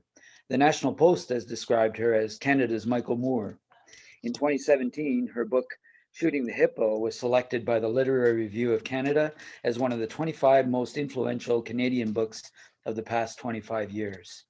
Perhaps not surprisingly, as one of the 25 most influential Canadian books of the past 25 years, perhaps not surprisingly, she has enraged many on the right, including Conrad Black, who called for her to be taken out back and horsewhipped.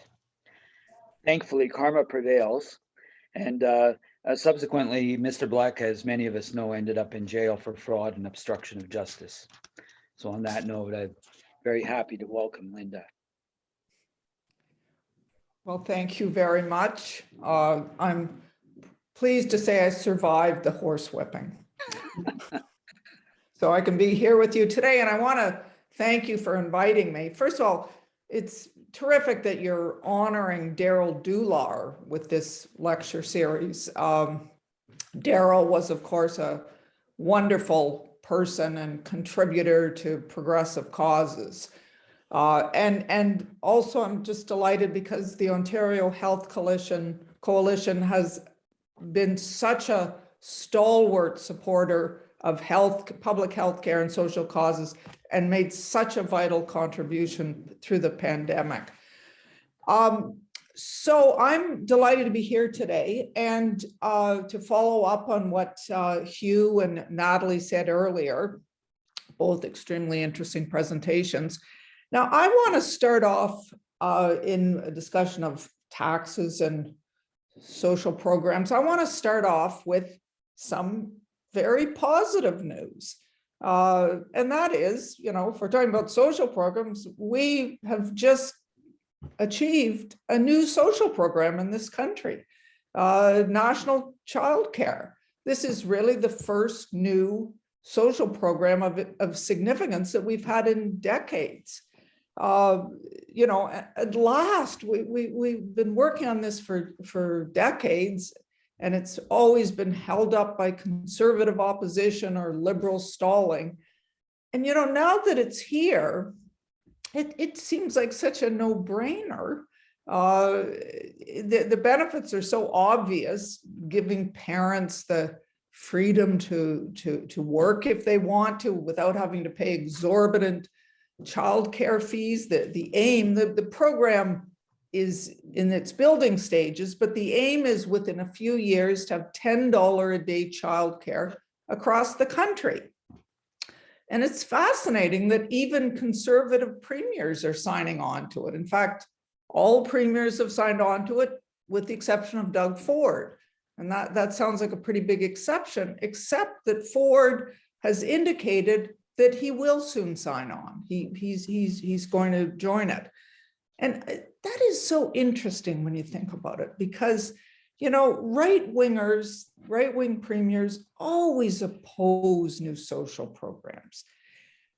But once there's actually a firm offer on the table with funding provided, as there was in this case, and then the public gets to see how great the benefits will be and really wants them. Once all that happens, even very conservative premiers feel obliged to sign on, as did Jason Kenney, because their desire to win re-election trumps, if you will, their inner right-wing ideologue. And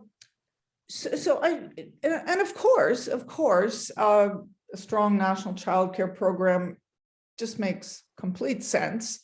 I don't think I need to make the case for that. But of course, the right always argues that childcare, like so many other areas of family responsibility, should be the responsibility of individual families. And I guess, that's fine if you're rich and you can afford all the expenses of private childcare arrangements, even having live-in nannies, that kind of thing. But if the goal is to provide those kind of services, the essential childcare services to everyone, there's really only one option for that, and that is to do it through a universal public system. The same way we do it with healthcare, through a universal public system paid for through our taxes, and for that matter, our public schools, the same way.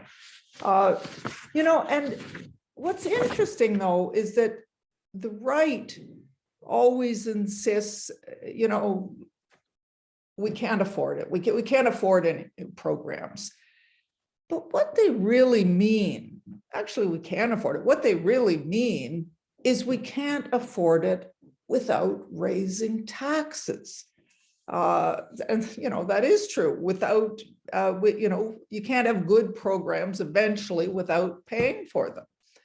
But the problem, as Hugh described in great detail, is that raising taxes has become absolutely taboo.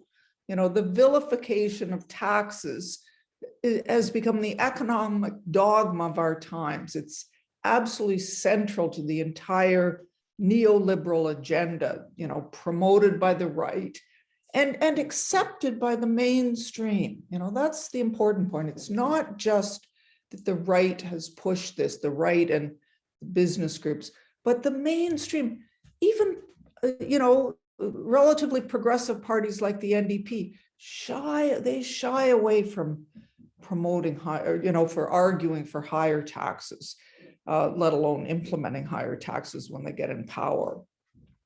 And the argument, of course, to justify this absolute disdain for taxes and everything about them is that taxes will kill economic growth. You know, investors won't invest, businesses won't expand, the rich will pack up and leave. So the economy will stall, workers will be laid off, we'll all suffer. We've all definitely heard all these arguments. You know, the amount to high taxes will destroy the economy.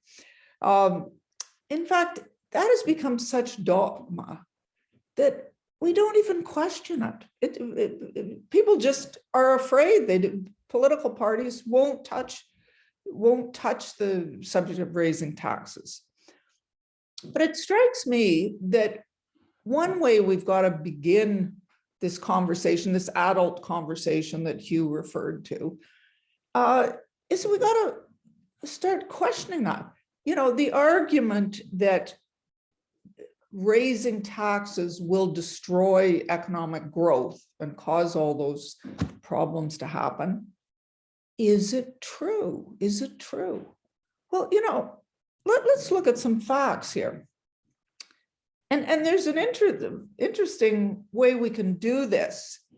It so happens that over the past 40 years, we have what amounts to almost like a laboratory experiment in the question of the impact of taxes, high taxes or low taxes. And that's because the developing world, or sorry, not the developing world, the developed world, the advanced countries, you know, the rich countries of the world, it can be roughly divided into two groups, low tax and high tax.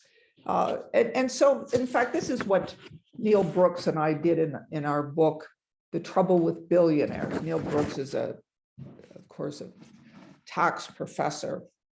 And what we did was we looked at these two sets of countries, the low tax countries, and that's, you know, mostly the Anglo-American countries, US, Britain, Canada, Australia.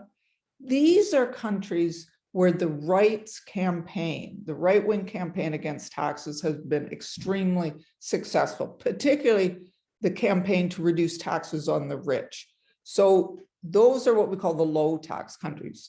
Okay, the high tax countries, on the other hand, are the European countries, also a set of very rich countries. And particularly distinguished in the European group are the Scandinavian countries. Now, those, again, are part of the rich world, but the campaign by the right to reduce taxes in those countries has been much, much less successful. So after 40 years, we have these two very different sets of countries in terms of taxes. And we can clearly see some huge differences in the outcomes. And let me just start by saying that we have to first acknowledge just the stunning achievement by the high tax countries, as the European countries, that is, in every area of social development, every area you can imagine in social development. We have all the charts in our book. Unfortunately, I don't have the charts with me here, but you know, just to give you, lower poverty rates, better health comes of all kinds, lower infant mortality, longer lifespans, greater gender equality, all those things. And you know what's interesting? The right, you know, when you present them with these findings, they don't dispute the numbers. They just kind of ignore it. Or to the extent to which they acknowledge these superior social results, they like to suggest that these social achievements have come at great cost. They've come at the cost of economic growth and development. So, you know, yes, nicer social environment, but it leaves people financially worse off. But you know what? If you look at the data, that's actually not true at all. In fact, the high tax countries do as the European countries do as well or better in the economic results than the low tax country. countries do. Let me just quickly illustrate what I mean by that. You know, if you, at first glance, it looks, if you look at the economic data, it looks like the low tax countries, the United States, et cetera, are somewhat better off economically. That's, you know, they have higher GDP per capita, for instance. But if you remove the top 1% in both the low countries and the high countries, low and high tax countries, in other words, if we filter out that very rich group at the top and just look at, you know, the 99% that's left, 99% of the population in both in the high tax countries and in the low tax countries, what you find, the vast majority, the 99% do much better in the high tax countries economically. Let me illustrate this for you. For instance, the US has a higher GDP per capita than France, right? US has low taxes, France has high taxes. But again, take out the top 1% in both those US and France. And what you find out is that once the 1% is gone, among the 99%, French incomes per capita are higher than US incomes. And that's just one example. If you look at a whole range of other economic factors, there's an advantage in the high tax countries. For instance, one very important measure of an economic benefit is economic security, not just how much money you have in your pocket this year, but what are your pensions like? What are the family leaves like? What are unemployment insurance benefits like? And if you add those in, benefits are very, very clearly much higher in the European high tax countries. So if you were, let's say, trying to decide, would you want to live in a country with high taxes or a country with low taxes, there's only really one question to ask yourself. Am I wealthy? If the answer is no, then you are significantly better off socially and economically in the high tax countries. Now, the bad news is for us is that Canada, as I mentioned, is a low tax country. You know, we used to be a much higher tax country. You know, as Hugh was pointing out, these are phenomenal numbers, you know, that at one point, the amount that we've reduced our taxes since 1980 amounts to something like $50 billion a year in Canada. Wow. I mean, our politicians have just crumbled under this anti-tax campaign. The stuff comes out of the US for sure, but and it's fed by all the right-wing think tanks here in Canada.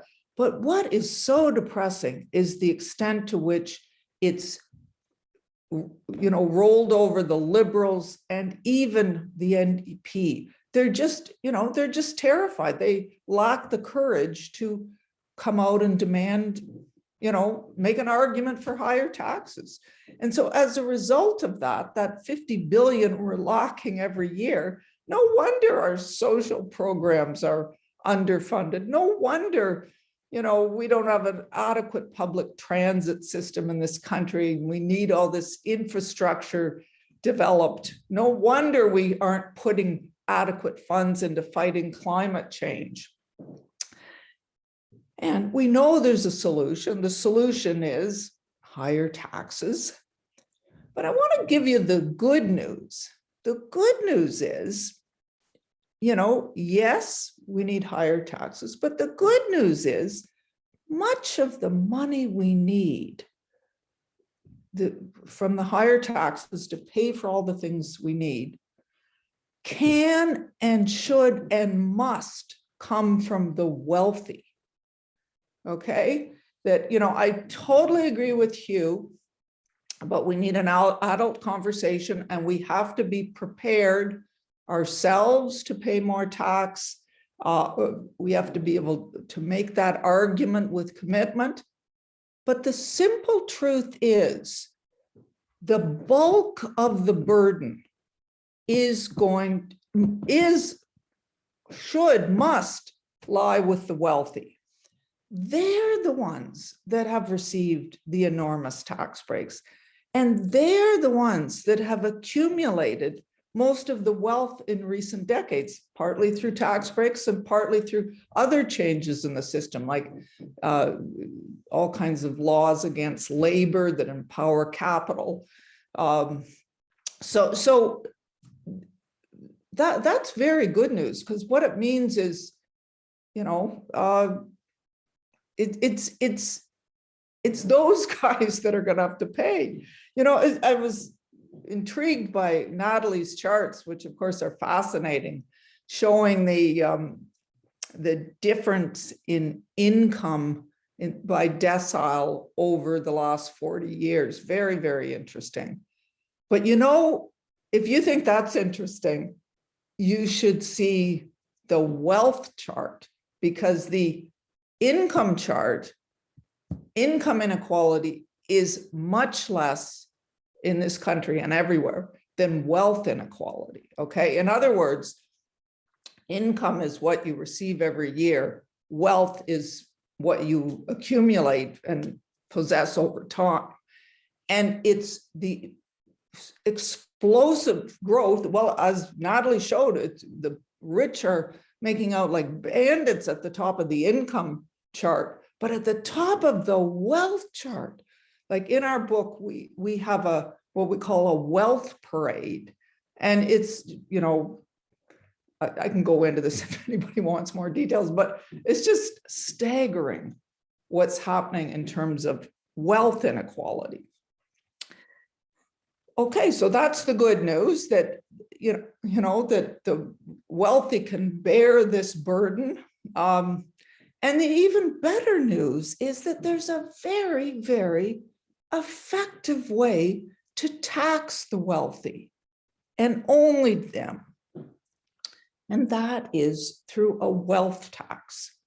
You may not be aware that the wealthy, you know, the wealthy, like we all theoretically pay the income tax, right? Well, not really. The wealthy, many of them don't pay any income tax at all.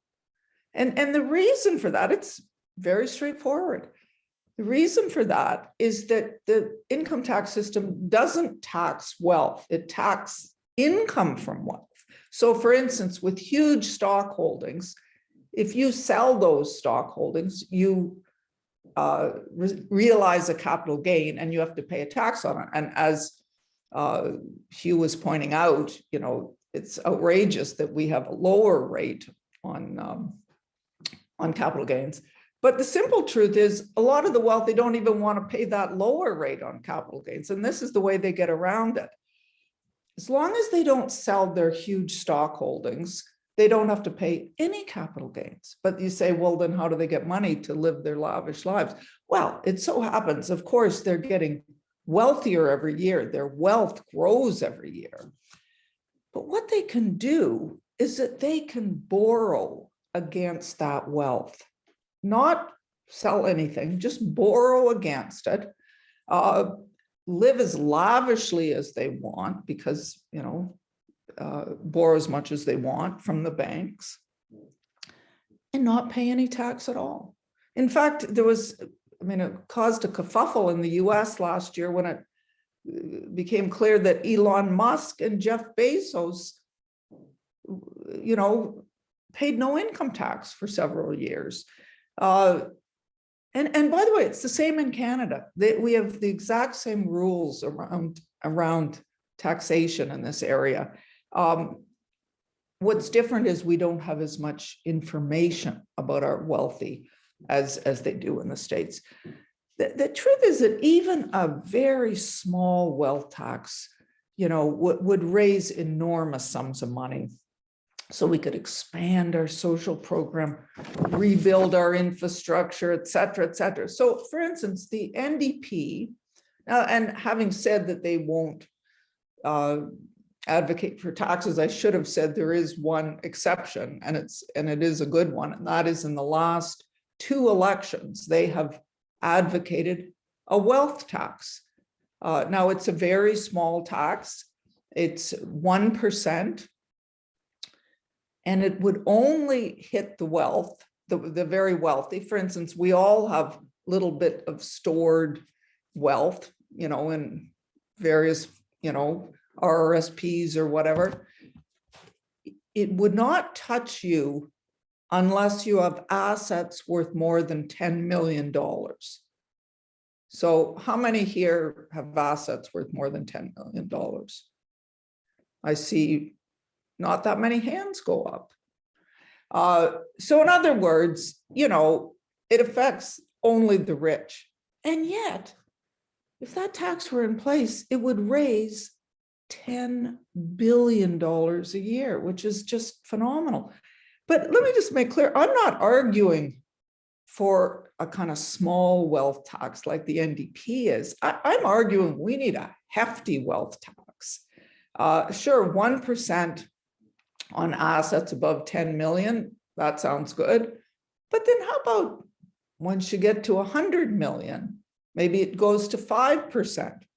When you get to 500 million, that yearly tax goes to 10%. Don't forget, they are continuing to earn, to get richer, like to earn income and increase the size of that wealth every year. So unless we tax them at something like 15 or 20 or 25%, their overall wealth pile will just continue to grow.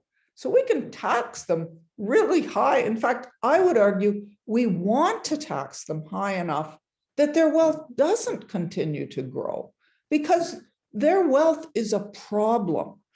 Let me just explain what I mean by that. Well, certainly if we collected, if we had a high tax on the wealthy. And by the way, I'm not just pulling this idea out of thin air. You may be aware that in the United States, Senators Elizabeth Warren and Senator Bernie Sanders both ran their campaign for the Democratic leadership and did very well, particularly Bernie Sanders.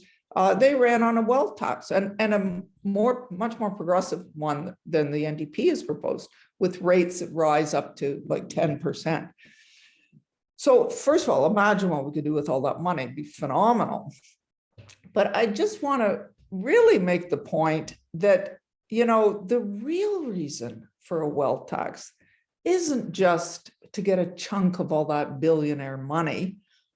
That would be nice. But the real reason, if you can believe it, the more important reason is that we want to strip them of their phenomenal political power.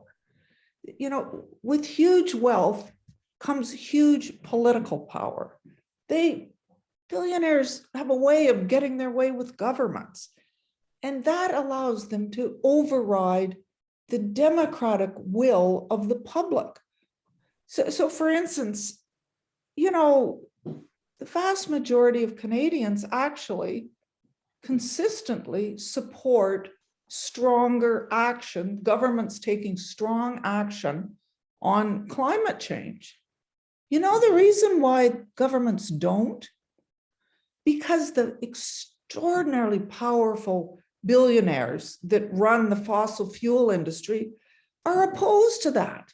And that's why the Trudeau government buys up that Trans Mountain pipeline, because that's what the billionaires want him to do. So if we ever want to get control over the fate of the earth and our ability to fight climate change, we've got to stop letting the billionaires just get more and more powerful. We have to make them less powerful. So in conclusion, I see I've gone over my time a bit, but taxes are absolutely key to providing the strong social programs that we need. And a wealth tax is urgently needed so we can properly fund those important social programs and all the infrastructure, and so we can regain control over our country and our environment and our democracy before it's too late. Thanks so much, Linda. We have time probably for 1 or 2 questions. Please keep your questions short, hands up, or type a message in the chat. Manfred, go ahead. Hi, Linda. Always cogent arguments, but following up on Hugh's remarks, it's not just having more political courage. I think it's also having the ability to bring about political change so that the lobbyists and the board of directors who then end up running for political office don't continue to keep the hands on the ship wheel. And of course, there in my view, 2 major things. One would be to change the electoral system, because of course, the countries that you mentioned, the low tax, over half of them follow still the first past the post system of elections. So the ability for progressive voices, and that would include, of course, the NDP and the Greens in Canada and so on, are almost muted. And and secondly, this idea of the wealth tax again goes back to when we first had brainstorming in this breakout group, that we're almost getting back to the point again where we were in the 18th and 19th centuries, where the very wealthy see their obligation as being sort of charitable. So they fund an addition to a hospital, Michael Garron Hospital. Please, or in the school system, they increasingly move towards having corporate sponsorship, both for IT equipment and so on, so on. So I'm thinking that, there have to be some other things that maybe are precursors before we can have even a hope of having, accountable political decision making. Okay, interesting, Manfred. Let me just say, there are, of course, many different things that could be done to, the electoral system change is, of course, very important. We could have stronger lobbying laws. There's so many things that could be done, okay? It's just that the one thing that would cut to the chase and do all those things is to tax billionaires. They are the source of the problem. Hit them, cut their wealth down. As long as they are as wealthy as they are, we can put in place electoral reforms, and I agree those are excellent ideas.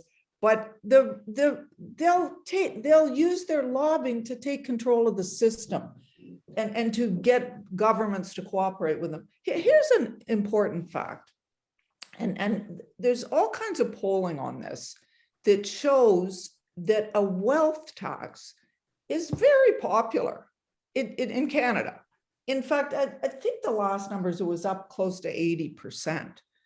There's few public policies that get that kind of support, okay? And, I think it was Environics did this poll, and they showed that even you could break it down by political parties, and even among conservatives, a majority favored a wealth tax. My point is, the wealth tax would be the most effective mechanism for bringing billionaires to heel. It would be very popular. People want it. And in a way, I think we make a mistake in shying away from it, in talking about it. We sort of think, well, we should all be prepared to pay more. Yes, totally agree. But let's not give up the kicker that we've got in selling it to people. Yes, you may have to pay a little more, but you know what? those guys that have been getting away with murder, they're going to have to pay most of it.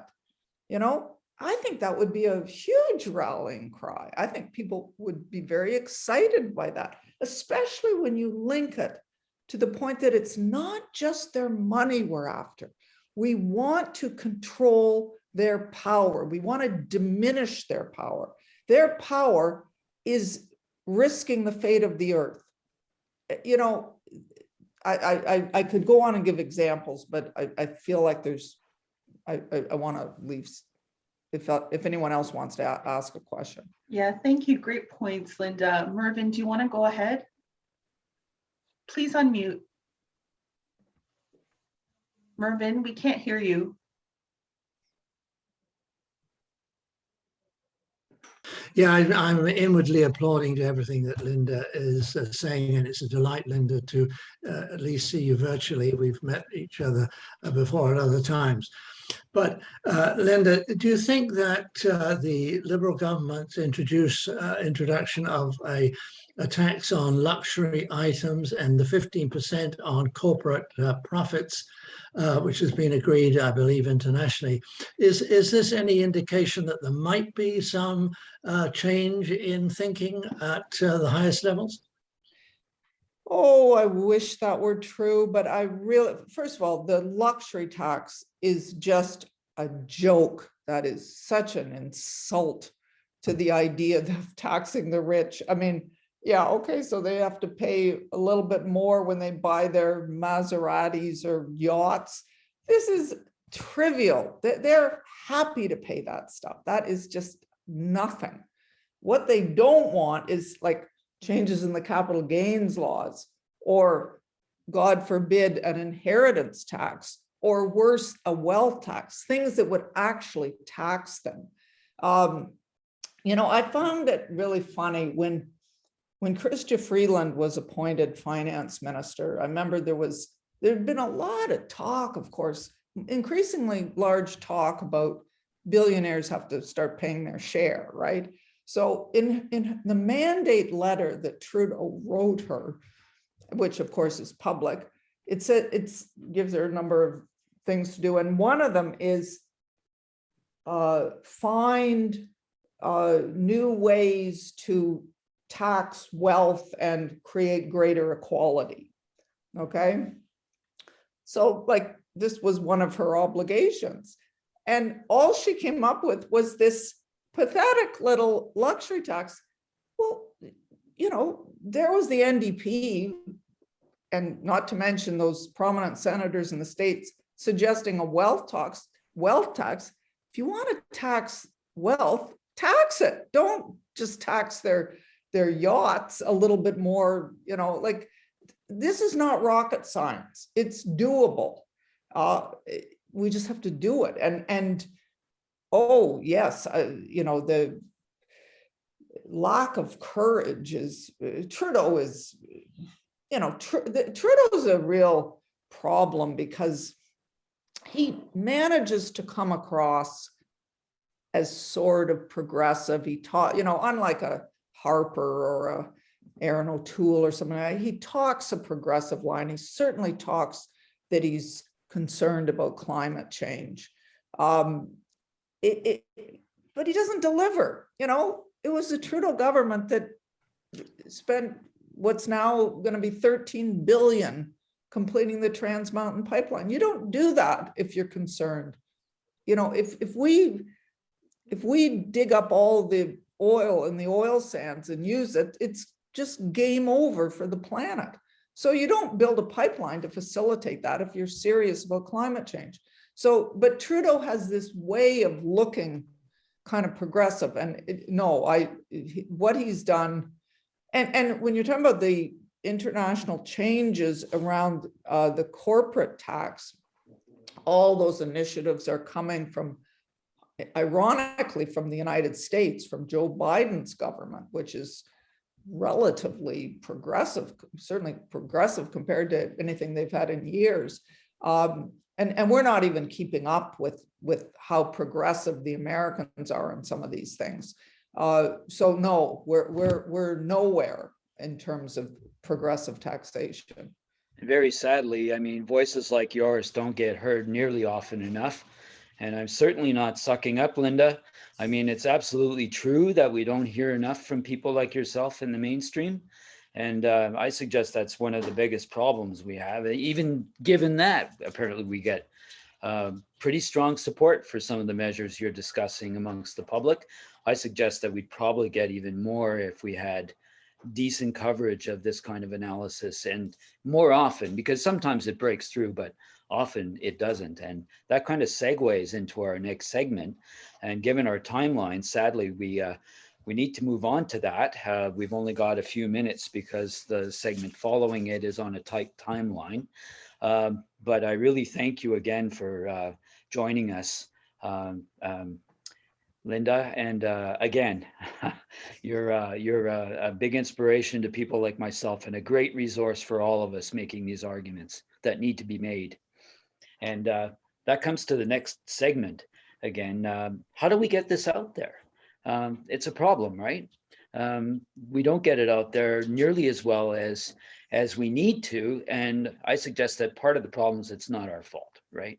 The strongest communication tools in the society are owned by the very people, often that have a vested interest in making sure that this information doesn't get out there the way it should. But this next few minutes, we want to hear from everybody about what it is that we might be doing to break that monopoly on public discourse. How do we communicate this progressive analysis and make sure people are aware that it's there, and that we should be acting on it? Go ahead and throw your ideas out there.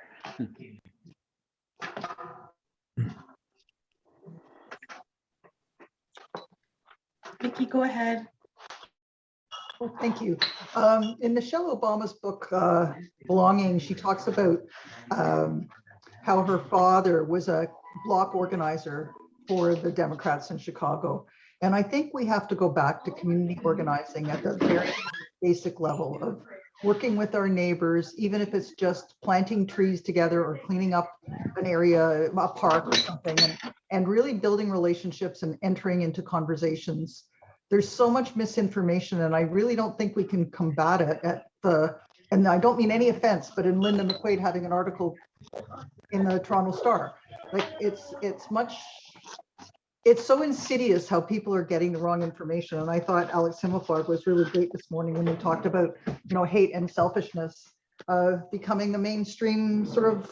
It's so I see the contrast is to work with people in the community.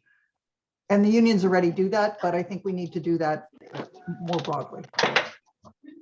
I agree. We need to turn that up.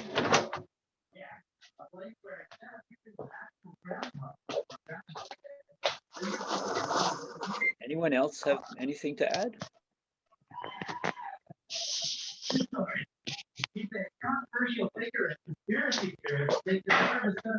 Roxy, go ahead.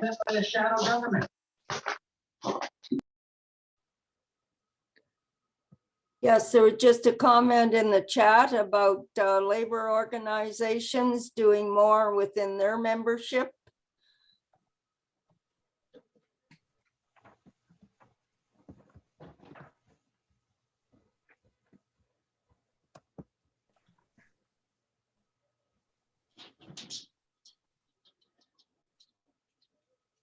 Yes, agreed.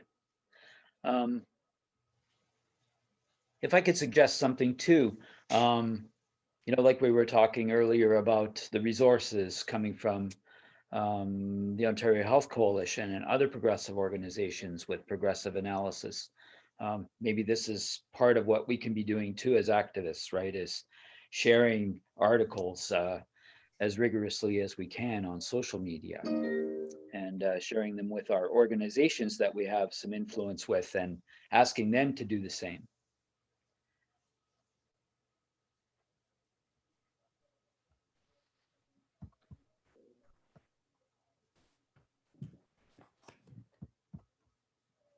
Others have?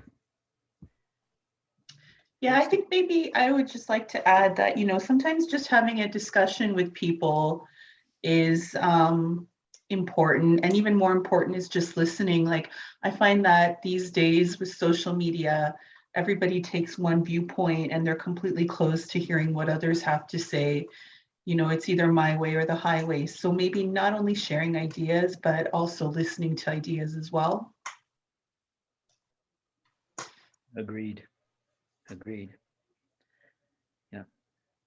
One thing Linda mentioned earlier too was that the NDP has at least taken some very modest steps in the direction that she suggests. But one of the impediments, I think, too, I don't know if we recall the federal election that just passed, and we had the leaders being interviewed on CBC and other networks. But I remember in particular the CBC interviews where Jagmeet Singh's presentation on taxing the wealthy was brought up, and I think it was almost scoffed at during that interview. Like, it was just out there and, you know, completely unrealistic, as modest as it was. I think that's a problematic that we have to go after too. And when we see that kind of slanted kind of interpretation coming from an important source of information, that we need to challenge it. And as organizations, maybe we can put pressure on these institutions to be more fair and more balanced in terms of the arguments that they present. Irving, go ahead.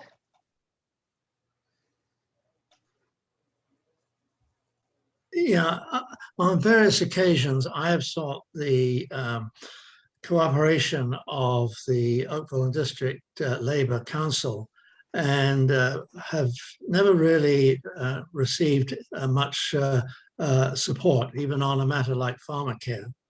It seems to me that these Labour councils could do far more to be connected to their communities and be prepared to work with other partners who may not be in unions, but who have a same concern about increasing the levels of social justice. Yes, I see some remarks in the chat too about supporting progressive media like Rabble, for example, and perhaps the Real News Network and Ricochet and others that have arisen recently also. We could go on. This is an important, I think one of the most important things we could be doing is strategizing around this effort to get information out there and help to influence the discussion in progressive ways. But we have another presentation coming up from our executive sorry director. to interrupt. Natalie's running a bit late, so if you want to take some more comments. Okay. I see some more hands up. Excellent. Not that she's running late, but that we get to talk some more. Okay, go ahead. Okay, Matthew, go ahead. I won't be long. Just want to say that I'm really enthusiastic about, I may be jumping the gun here because it's going to come up tomorrow, but I'm really enthusiastic about the campaign that the Health Coalition is intending, is proposed to address, to raise, to connect the healthcare privatization and the underfunding and the low taxes with what is needed generally, and trying to get a change in government. I think that would be really, that's an important campaign I really look forward to. Yes, definitely. Thank you, Manfred. Sarah.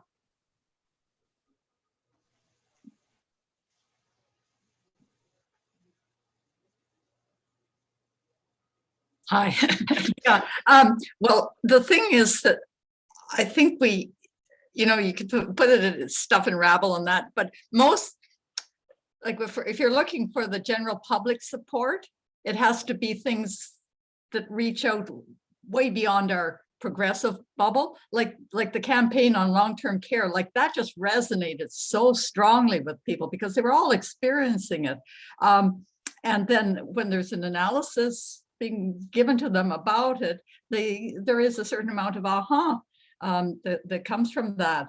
And I think that it's partly a personal connection. and then also just the strategy of having a lot of good facts behind it, and so on. And yeah, in terms of our own town here in Thunder Bay, I think it just takes a lot of different strategies to get people involved.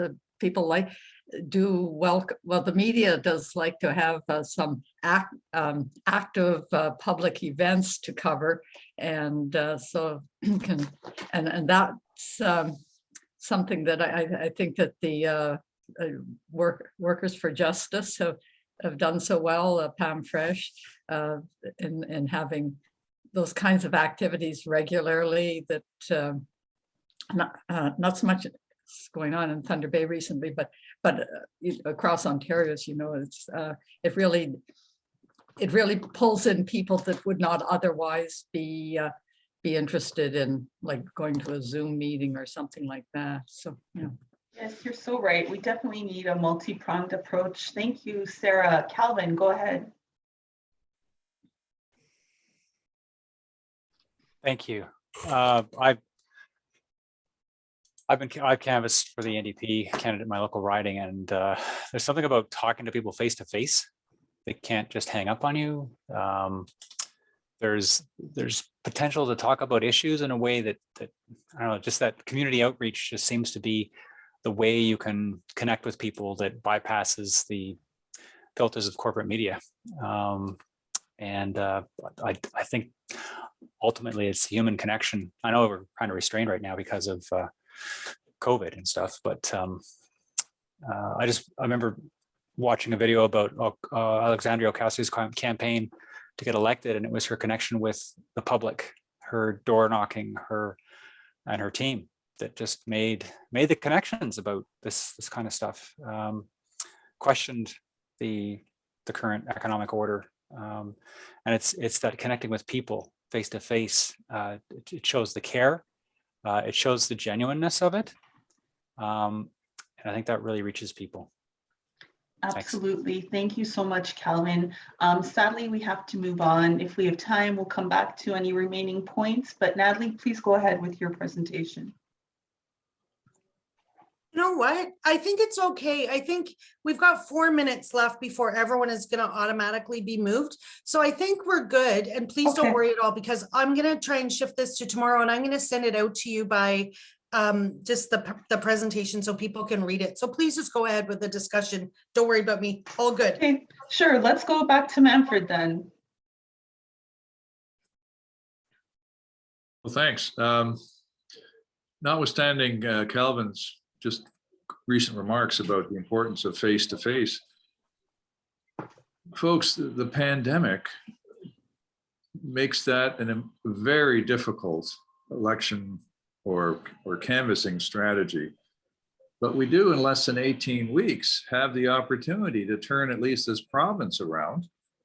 And I think if the OHC, which has, of course, an Ontario mandate, so we at this point limit ourselves to getting change in Ontario, it'll just take 13 seats to make Doug Ford a minority premier and a few more to actually get him out of office. So I think the better strategy, knowing too that besides pandemic, we're in winter, and being here in Toronto, there's, moving 40,000 tons of snow hasn't made a difference in large parts of the city.